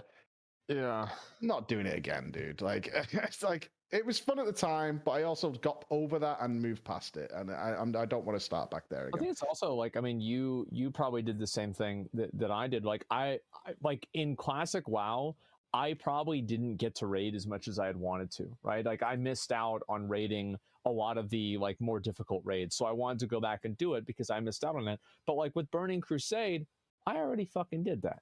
I killed Illidan. I already beat this. So like with classic WoW, it's like finishing unfinished business. With Burning Crusade, it's like showing up to your high school a year later, whenever now you're in college, and you're wearing a hat. Hats are against the rules. You've got your sunglasses on. You weren't supposed to have sunglasses. You fucking own this place, and you're coming in to get your transcripts, and you're here to style on everybody, and you're just here for your victory lap, basically. And that's but do you also kind of, in their eyes, look like a loser? Yeah. Yeah. And people got In the so eyes mad of the about how students, like, why is this fucking boomer guy here? What's he doing? this guy's, I remember this guy from last year. He was a loser. Yeah, and like, yeah, and people talk so much shit about it, and like that was half of the content for BC. Like, if there wasn't drama, think about this. Like, in Classic WoW, if there was no drama in Classic WoW, I mean, what would we have done, man? It was all about the drama. Like, that was the only thing that I really enjoyed in Classic is people had a name. They weren't warrior, they weren't rogue. They were people. Did you go for Grand Marshal? Did you do it? I went for it for, I think, 3 weeks until I realized I had to go for it for 3 more months. And I was like, you know what? Yeah, I mean, I've got the gear on my warrior on retail. WoW. I'll just change my transmog. Click, yeah, and I win. And I was looking, and I remember I counted the amounts of, like, the amount of stamina I would gain, and it was like 7. And I decided that, no, I'm good. So what's the problem with Kata? Because everyone seems okay with Wrath. Although, I mean, I disliked the start of Wrath because everything was giga easy for some reason. Like, the launch of Wrath was the worst time for me. Until Ulduar hit, and then you got the best raid of all time. What's wrong with Cataclysm exactly? That was the same question that Ian asked, right? Yeah. That was the same. It's whenever they change the world. Talking about somebody looking like a boomer and everybody laughing at him. The thing with Kata for me was the vibes fell off. Like, the second you played, like, the vibes just felt wrong. There was something about the world. I didn't like the zones that I was traveling through. It just felt wrong. I don't know what it was. I just couldn't get into it the same way. You like Bashir? It just didn't feel like WoW the same way to me. Like, I had some fun. I enjoyed certain things, but something just felt off to me. Dude, Cataclysm was so good for me, man. I loved it. I remember I was on Kel'Thuzad, and Kel'Thuzad was known as the asshole server. Like, Mitch Jones was on my server. Like, I think Swifty for a while was on the server. Like, all of the, like, rank 1 toxic players were all on my server. All of the DDoSers, all of the win traders, everybody was on my server, and they were sitting outside Stormwind just begging for people to inspect them. And it was so good. The PvP in Kata was it had some pretty incredible moments. Like, that is the one thing with Cataclysm that ended up kind of bringing me back. When did we start allcraft? Allcraft was end of WoD, right? It was in, Jesus, I don't even remember. I guess it must have been I think it was in Legion. I'm pretty sure it was in Legion. No, I think our first ones were in WoD. No shot it was in WoD. Like, because, like, in WoD, there is no way you could have gotten me to wake up whenever the sun was up. Whenever it was after an event we were at, Rich, because you were talking to me about starting some sort of pod. Yeah, you were like, I want to do a podcast. I remember we sat talking because, like, we were casting some different podcast that we still didn't start. I still would love to do that one day. Is that a variety gaming one? Yeah, with you, me, and Esteban. I always really wanted to do that. I made like a full deck for it and everything, and we just never got around to doing it. Maybe one day. Yeah, Allcraft episode 1 featuring Asmongold and Rich Campbell, Legion legendary updates, WoW esports future. Wait, you found it? Somebody linked me the title. Dude, I look like such a fucking douchebag, by the way, in that one. I look the same. Like, I do, except for same I have shirt? longer hair and less hair. Yeah, actually, probably my hair, bro. Look at my hair. Dude, my hair is absurd, man. Oh my god. Yeah. It was a long time ago, I'll say that. Let's, you know what, let's do some questions. We haven't done that, and, like, we've been showing, it's wow. Oh my god. Oh god, you look like you're still doing MLM stuff. You've not changed at all, Rich. You look like you're selling mortgage advice. He's like, so you get 3 of your friends to get into it, and then they get 3 of their friends. Yeah. And then how much you paying right now? Tell me, bro. Come on, bro. How much you paying right now? Give me your payments. Oh man, look at that. I can save you so much money, bro. Trust me, bro. I had no idea that my hairline was receding, by the way. I just thought that was my hair. Like, I was like, yeah, my hair's sick. I had no idea. Even back then, it was already starting to recede. Oh my god. We were so young. And you know what's funny? Same setup too. Yep. And you know what's really crazy as well? That was the first time, like, that's like one of those on-camera moments where it's like the first time you met one of your friends. Like, that's the first conversation that Asmon and I ever had with each other. Yeah. You started a show without meeting each other first? So he wasn't. So he was a guest. He was a fucking guest. And at the end of the episode, he goes, "What time next week, dude?" We were like, "What? Sure, come on. It's his show now." Well, I figured, you know, you guys needed the help, so I might as well do you a favor, right? I might as well show up. So the Chuck was supposed to be the third originally. That was the plan. I mean, yeah, the Chuck. And then I think Chuck and Elliot ended up making a PvP podcast together for a little bit. And the idea was I was supposed to host. Hada was going to talk about PvE, and Chuck was going to know all the PvP stuff. And then we ended up he decided not to be on, and then Asmon was the first guest, and he invited himself to do the podcast. Yeah. I remember the second episode. I woke up and we had Zaryu on the second episode, and like Zaryu was just talking like, "Man, I gotta come on there, let him know, I think."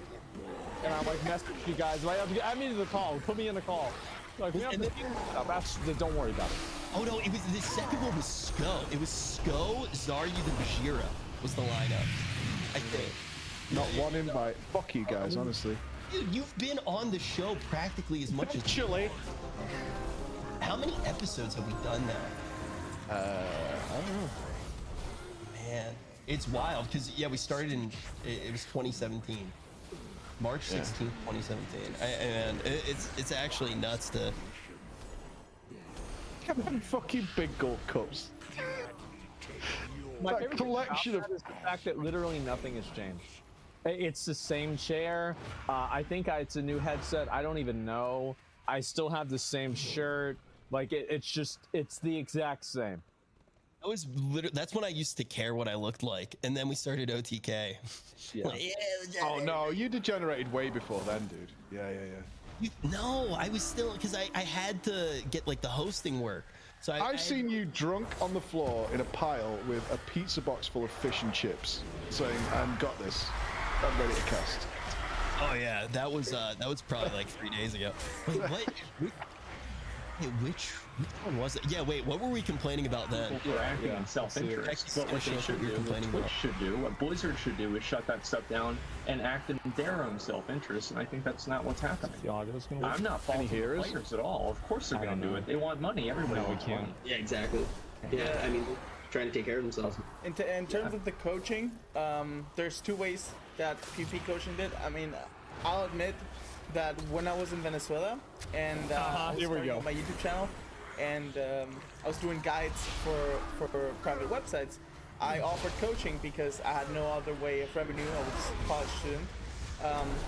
So coaching with the player is definitely easier, but yes, you technically are boosting him. Sometimes like you will end up on the same rating that he was in, but like obviously if he learns and you have a better player on the team, that means that your rating is going to go up. There's obviously other ways to coach which are allowed, which is war games. Yeah, war games, skirmishes. You can microphone. You can watch the replays. That's something I did before too. Remember when we used to get Skype calls in the middle of I'm a professional streamer, by the way. I got my headset microphone. What happened was like Greek got his Greek Skype account got hacked, and as soon as Greek's Skype account got hacked, the guy who got his Skype account would call people on Skype whenever they were in the middle of something on their stream. So like every single week, Greek would start calling in, like literally stream sniping, just like fucking Tyler one. So it's like, oh, look who's calling, Greek God X. And it was actually not even Greek, it was just some random guy that stole his account. And this went on for like, I don't know, 2 years.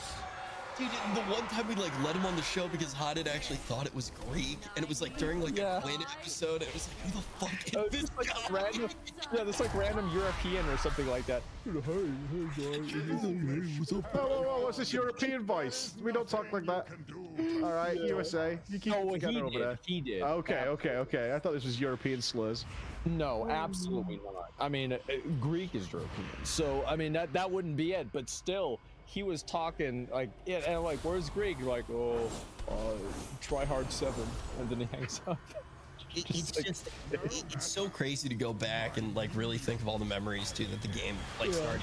Like, because you look at that podcast and maybe like a year after that is probably the first time we all got to be together in real life because of a BlizzCon.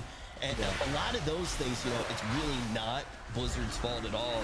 Everything that happened over the past like 2 or 3 years and stuff like that. I just hope that feeling of community comes back over time. You think it's coming back? Because fuck, I could do with a BlizzCon. I think that they're gonna. I don't think they're gonna do a BlizzCon this year, but I can't see them not doing a BlizzCon next year. I mean, hope so.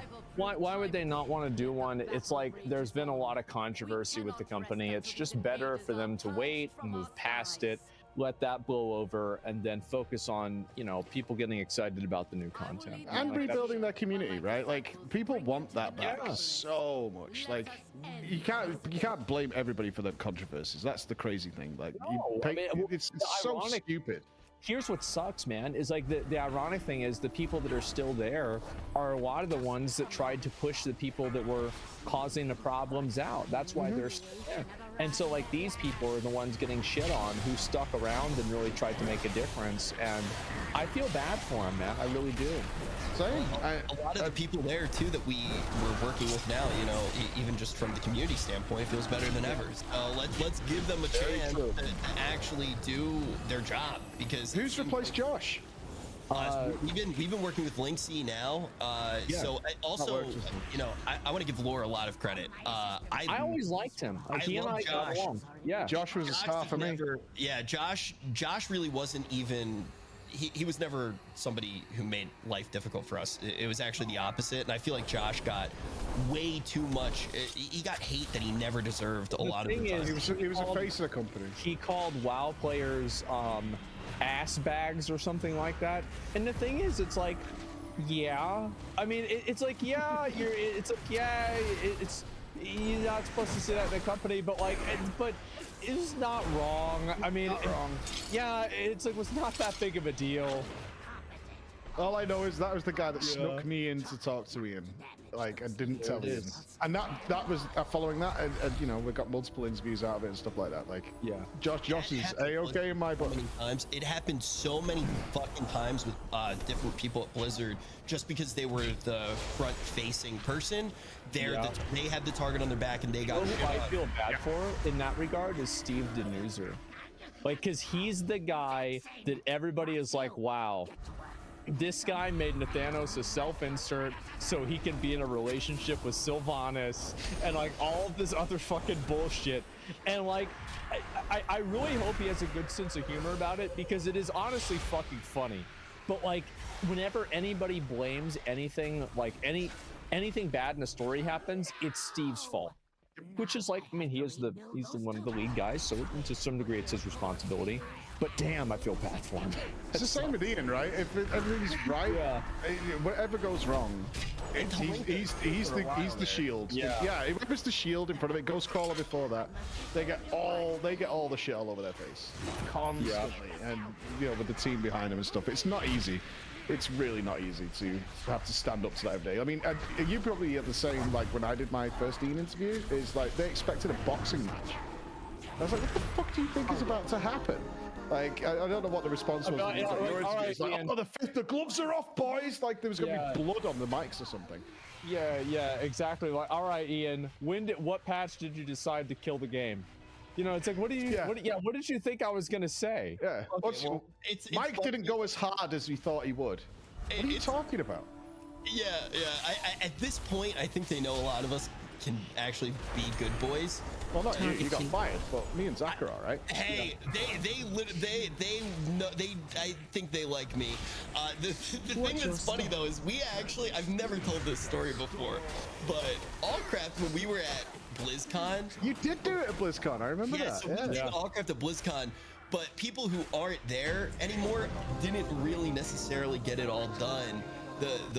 through all of the channels. So I think like a lot of it felt like we kind of just snuck up on this. What, you just went on like the esports stage and just started talking?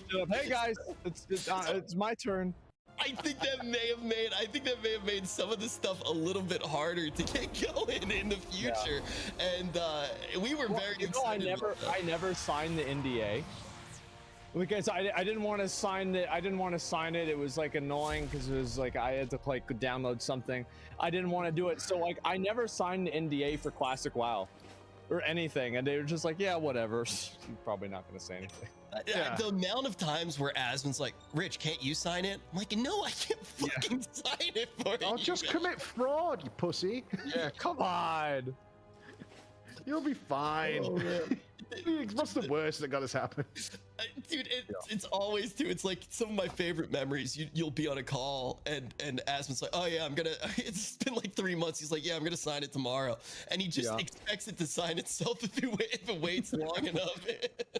I'm not clicking that link. That's streamer defense mechanisms. That link could be a giant cock. I'm not clicking that. True. Very true. Yeah, I'm not clicking that. Do we want to do questions? Yeah. So everybody, I don't think Preach has even gotten to see our new technologies here. You have a director. Like, I know. Isn't it crazy? That fucked me up yesterday. It's like usually we're just waiting for like Asmon to get out of bed. He's walking around in his boxer shorts. Like, hey guys. Hey guys, I'm European Zach, and we're gonna do the show now. Look, I don't have any teeth. You were always the hardest person too to actually set it up on the show because you use like 18 different Discords and stuff. You're getting audio from one, video from like 6 other ones, piecing it together. It was always really tough. But now we have a director and we have technologies in the chat where you can use hashtag ask. And if you do hashtag ask space and then ask your question, it will automatically pop up on screen. Pug you. Yep, there we go. And we'll answer some of those questions right now. Isn't that cool, Preach? Yeah. All right. One day I'll impress you. Hey, you take them shorts down and we're all going to be impressed. I'll call you after this. You let that stallion out of the corral. We'll know what's going on. I miss hanging out with you in real life, man. It's been so goddamn long at this point. I was talking to actually somebody else who was at the last event we were at. I think it's been three years. Yep. The last time was in Germany. That was the last time. Yeah, it would have been, right? World first. You, me, and S-Fan hanging out. Yeah, when he turned up in that biohazard suit, because that was the start of, it was just before COVID kicked off. Yeah. There was rumors of a virus going around, and S-Fan turned up in Germany in a biohazard suit walking down the street. I remember that. With the 6-pack of Corona beer. He's like, yeah, and he's fucking selfie stick, streaming himself. He's got a 6-pack of beer, Corona beer, a biohazard suit, and a selfie stick. And not only, S-Fan's here. I was like, yeah, I can tell. I can see. Yeah. That's about right. Yeah, I know. Yeah, it was about 3 years ago now. But oh, there you go. Where did you buy those shorts? This is the way this works? Yep, that's the first question. When you got an ass like this, you don't have to buy shorts. You just get them. Next question, please. Removing weekly content, lockout for content, good idea. I don't think it really matters. Like, I think it's fine the way it is. It's not a big deal. Like, I can see why you'd want to remove it. I don't know. Like, I don't know. Yeah, I don't care either way. Yeah, it's not a big deal. What are some of the old abilities you'd like to see come back with the new talent system? Well, I mean, I'm a warrior. Odin's Fury. I keep getting told that nobody liked Odin's Fury. I was like, fuck you. That ability was great. Yeah, so they are wrong. Yeah, they are absolutely wrong. For sure, a lot of the stuff that was taken away with the artifact weapons that had spell synergies. I really hope the talent. So we didn't talk about the talent system, but I'm so hopeful for the potential of that system. I know, me too. It could be so fucking good. Please don't fill it with shit, Blizzard, and then remind everybody why it disappeared in the first place. Oh, wow. Yeah, I've been through so many examples of people. That's why it went away in the first place. Let's not go back to that. Give us actual fucking choices in that talent system. I beg. This is exciting. What's the next one? Yeah. Thank you, Jobmaster. What do you guys think of doing something like Destiny 1 with the raid rotation from modern raids like WoD to now? WoW is an 18-year-old game, uses 6 months of content. I feel like that's a huge problem. I feel like let's see what they do with this new season of Shadowlands. Like you guys saw how they're like, Preach, did you see this? How they're like adding in new affixes and buffs to like yeah, they announced it during the race. That's a really cool idea. It's an experiment, right? This is all going to. Your question, the answer is, how do people feel about when they test it this time? I thought Ian made a good point, and because you brought it up in your interview, right? Is that he said, let's just see if people like it or not. Like we might make all this shit and nobody bothers with it. So if that's the case, that's probably what they should do. Yeah, just test it out, see how it's going, and then go from there. All right, what's the next one? What do you want to see the most from Dragonflight? I want to see them make the basics of the game better.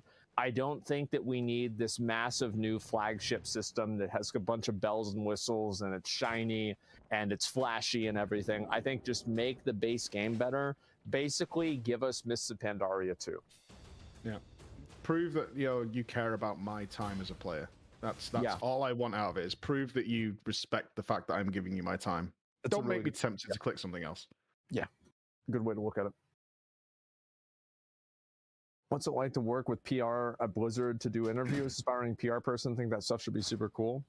Well, I mean, just talk to the people. I mean, they're normal people. I'm a normal person. We just, well, not really, but I mean, I'm not, I'm a very good actor sometimes. And they're just normal people. And if you act normal, everything will be fine. It's not some kind of like crazy, super like weird experience. You didn't even have to talk to PR. That's how easy it was this time around. The only person that we really had to talk to at all, it was community. So yeah, a lot of the time, and this is even when I worked at Blizzard, there's so many, and this is why it's sometimes hard to get stuff done. There's so many separations to everything. It's a very big ship, and that's why sometimes it takes a long time to turn. But yeah, no, working with Blizzard this time around to set up that interview was very, very streamlined and very easy. Yeah. Did you I assume it was like mine, that they were open to talk about anything. Like I never got asked. The only thing I ever got asked from Blizzard was, can we want to make sure we talk about X, which I was going to talk about anyway. But other than that, the time is yours. They basically wanted this time to, around, since we only had 30 minutes, they wanted to know the questions so they could like kind of prepare for them. But like whenever I gave them my list, they were like, everything's fine. Yeah, they were just, I all sent this over is fine. the We just questions, want to know. Yeah, we just want to know so we can have good answers. I was never restricted. 13 questions, and they approved it in literally 5 minutes. Like I actually have never had an easier time setting up an interview in my life. This was such a pleasant experience, and once again, huge shout out to Linksy for making it all possible. True. PR person, just don't be an asshole. There are some PR people who are complete dicks. Well, Blizzard not one of them in my experience. Yeah. Do you think Tank Shaman will ever happen? I mean, I dream of a world have a 4th spec, and Tank Shaman is what the 4th spec is for Shaman. I think that'd be super cool. And Warlock Tank, give me that back. That was super fun. Yep, Warlock Tank, Gladiator Warrior, ranged DPS Paladin with holy damage, Shakadin. They basically said no to Gladiator Warrior again in another interview today. I think Halinka basically already said no to it. Yeah, it was. They said, to be fair, they said no to Gladiator Warrior in the context of adding in a talent point. So not no overall. Oh, okay. Man, I used to love playing that. Give me like, it hurt my fingers. That's when I knew I really liked it. Elaborate on what Master gets better than personally. I think that whenever you're in a group environment, it's like some effort that people put in is like way higher. So like, for example, you'll have somebody who like comes in as a trial, and like this is only one reason. It's like there's also like more reasons, like you want to gear certain classes to be ready for the next boss fight because it's going to require like a mage, and then like let's say you're not going to take the warlock because he's going on vacation, so you give the gear to the mage instead. But there's also situations where it's like the last boss drops a mount, and then the mount goes to somebody who's a trial and not the person who's like progged on it and like farmed it for 6 months. I think that kind of feels bad. Different reason for me is just my mentality has always been working towards the greater good of the overall team, and that's always worked out. And plus, a lot of loot in World of Warcraft is bad for a lot of people who can have it drop for them. And so if you're in a team-based game environment where the team is overcoming a big challenge, you should be able to decide as a team what happens with the rewards to make the team better. The worst experiences I have in WoW in recent memory are getting like X trinket that is dog shit for me and BIS for my friend, and for some stupid goddamn reason I can't give it to him. Like it's just it makes me so fucking mad. And it leads to really degenerate play for the people who like that, caring about those things. It's just unnecessary. We're grown-ups. This is a system that's been in place since the first ever multiplayer games, and has worked fine forever. I don't need Big Brother looking over my fucking shoulder to tell me how to sort loot out. There it is. What should Blizzard do so WoW is more appealing to new players, not just 30-year-old boomers?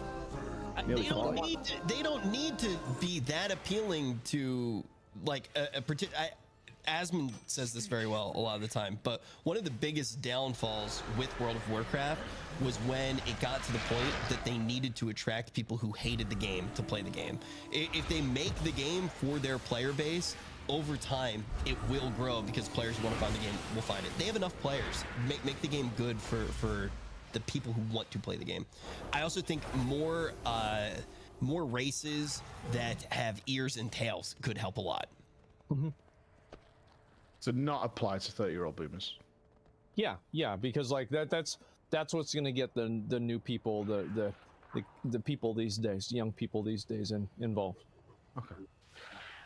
Tails, ears, not as much fur. After playing Final Fantasy, it's hard for me to go back to WoW raiding due to trash and only downtime between pulls. Do you think WoW should rethink their raids and structure, not mirror Final Fantasy raids, but at least WoW more and faster boss pulls in general? Yes, we were talking about that earlier. That's what Preach said. I totally agree, 100%. I mean, they went out of their way to make the trash more annoying in Sepulchre. Like, I don't know what they're thinking. There's a lot. They filled it with fucking trash, and then they added all the stealth detection and stuff, so that just made people run and die next to the boss. Like, get the message. That's poggers. Yeah, a little bit of trash, okay. I mean, a little bit. But, like, making entire fucking gauntlets of trash that aren't interesting. Like, the Sunwell trash wasn't bad. Remember that gauntlet you had to run up from Brutalis up to the top? That was okay. Oh my god. From Belmis to Twins. Iridar Twins, yeah. I feel like the perfect balance is when you have it feel like you're exploring an environment when you're running through, but after it's on farm, you're not slowed down and it feels like a chore, right? I make it take like 10, 15 minutes. Like, that's just too much. Like, a couple of minutes of trash while you're chit-chatting as a group, fine. But filling entire rooms with trash and pathways, ugh. Yeah, you're just going to make us skip it. Trash can also be used to teach boss mechanics, which I think they do that in, I think, Alexander? I'm not sure. Final Fantasy. Yeah, they do it in a few bosses in WoW as well, but yeah, it's just too much. That's the problem. It's just way too much. If it's quicker, if it gets to the point where it's quicker to have the whole raid organized, mount up, race through all the trash, die, and res everybody, and then eat up, there's something wrong with your trash setup. Like, that's just the way it is. Mm-hmm. And I do like it, like you kind of touched on, Preach, being like that emergent place where you get to hang out with your friends and actually have some really good memories doing that. Like, I still remember certain conversations that we had in Ventrilo back in the day. Preach, where could we get more information for that PvP event, the Final Fantasy one that you talked about? From me, when we finish sorting out what the prize pool is going to be. There it is. So that's the only reason you don't have the information now is all our sponsors are still getting organized with what they want to give away. Should be a giggle. It's only for a laugh. It's only a one-day thing. So, it's so cool. It's not the fucking MBI or something. It's gonna be for fun. It's an unbalanced PvP arena. You know what I mean? it's gonna be as much fun as we can, and it'll be good. But I'll let you'll know as soon as I know. Let's put it that way. Yeah, it's not an e-sport. It's just for fun. I get that. You want to do like two more? Sure. Yeah, let's do 2 more. All right, the next question is, with the Microsoft deal now approved, well, I don't think it's 100% approved, but how do you think Blizzard will change, if at all? I'd love to see WoW. Ain't tolerating that shit. Yeah, exactly. I'd love to see WoW added to the Game Pass. I think that'd be great, and it would give Microsoft a larger incentive to make WoW better. Now, so people who are saying it was just approved, they're still, I think it's like 2 It was just, it was just voted today, right? Yeah, it needs they didn't vote for the FTC yet, right? And there's also international ones. And yeah, so it's like for the next phase is the country, and then after that you're gonna have to have your international approval. And basically what they're gonna be looking for is making sure it's not a monopoly, more or less. So there is still a little bit more. The stakeholders have approved it, which obviously is a very big phase, so it's getting close to being done. But I think the biggest change that you'll see because of what the play is, like, don't get it twisted. Why is Microsoft making a play like this? Because they're thinking about what Web3 is going to look like, and they're hedging a bet. So what they're going to need to do with that much of an investment is they're going to need to look at every single IP that exists right now at Blizzard, Diablo, StarCraft, World of Warcraft, and they're going to need to try to create more than just one title around them. So you'll see a lot of mobile titles most likely come out, and you'll probably also see more spin-off variants of the games, while also Heroes of the Storm are still around, Mitch? Don't you wish Heroes of the Storm are still around? Now they have so much more IPs they can throw in there. Yeah, I mean, maybe they'll revamp it sometime and like make it more interesting. The thing is, though, is ultimately with an investment that large, it should be good for the players because they're going to have to make a lot, right? Like they want people to be bought in to like that universe, right? They're going to want people to be wearing Diablo shirts. Like that's what they're looking for. So they're going to have to make a lot of gameplay for players to experience. So I'm actually pretty optimistic on Microsoft potentially causing the company to scale up and create a lot more content. But I think their ultimate goal is probably looking ahead to the future and making sure they have as many IPs as possible to potentially strike. Have you guys heard my conspiracy theory? Is that I think that whenever Microsoft acquires Blizzard, they're going to make Bobby the head of their multiverse, and Bobby is going to be the leader of the multiverse because he keeps talking about it in all of the interviews, and I think that's what's going to happen. I think Bobby is going to be put in a closet and told to shut the fuck up until they can release him in 6 months. I like your optimism. I would imagine that's what's going to happen. They're keeping him around stakeholders, I think. I've always said this is Bobby's world, we're living in it, and if this metaverse thing happens, that will literally be true. I don't want to live in Bobby's world. I want to take a hard pass on Bobby's world.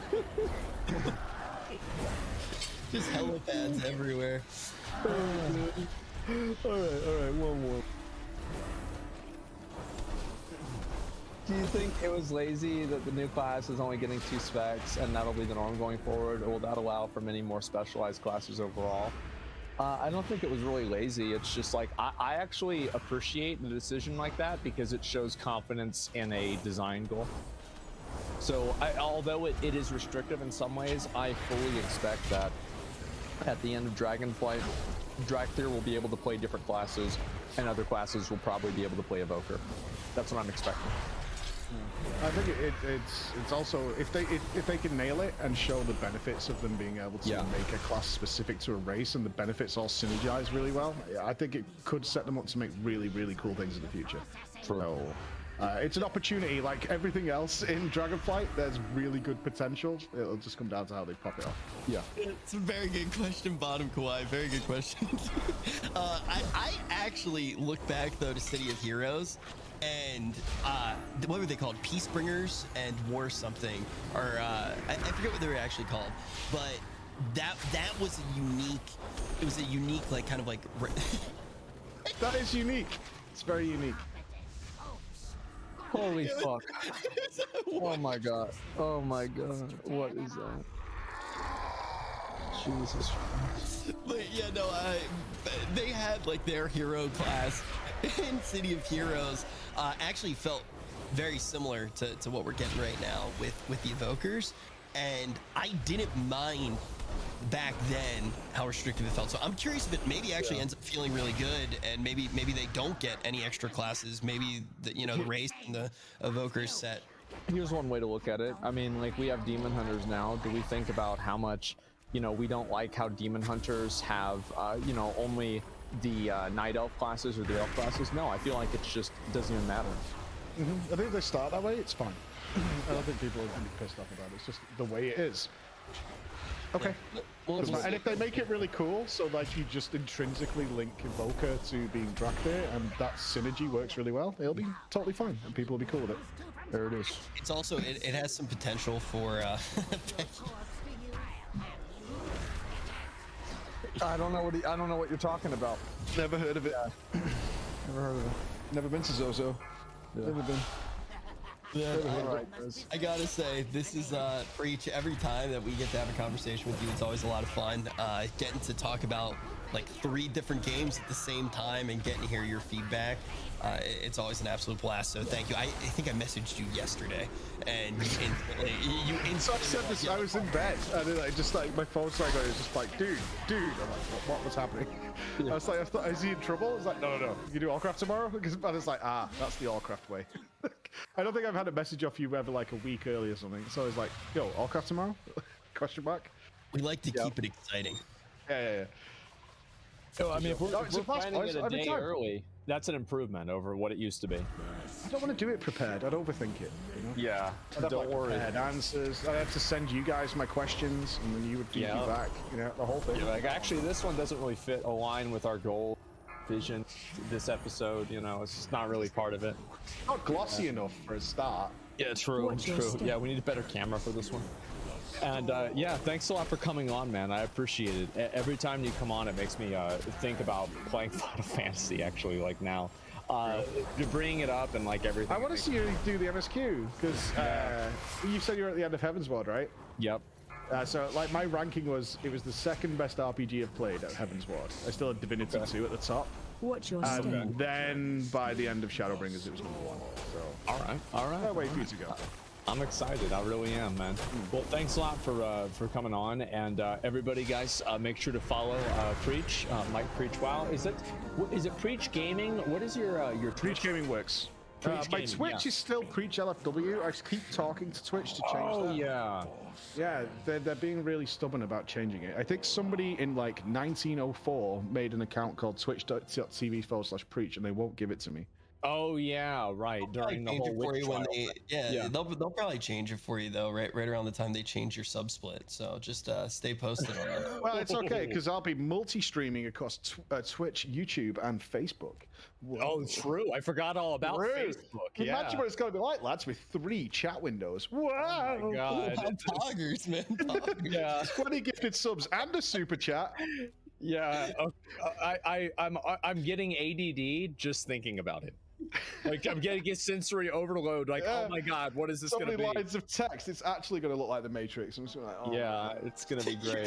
You're gonna have to wear sunglasses 3 times a day, man. Yeah. I'll wear sunglasses and a trench coat while I'm multi-streaming to 3 different platforms, talking to everybody, reading all the super chats and donations and bits. Well, they're called on Facebook. There's the super chats on YouTube. They'll all have some stupid gimmicky name. And different emotes. Yeah. And then I get the same emotes over here.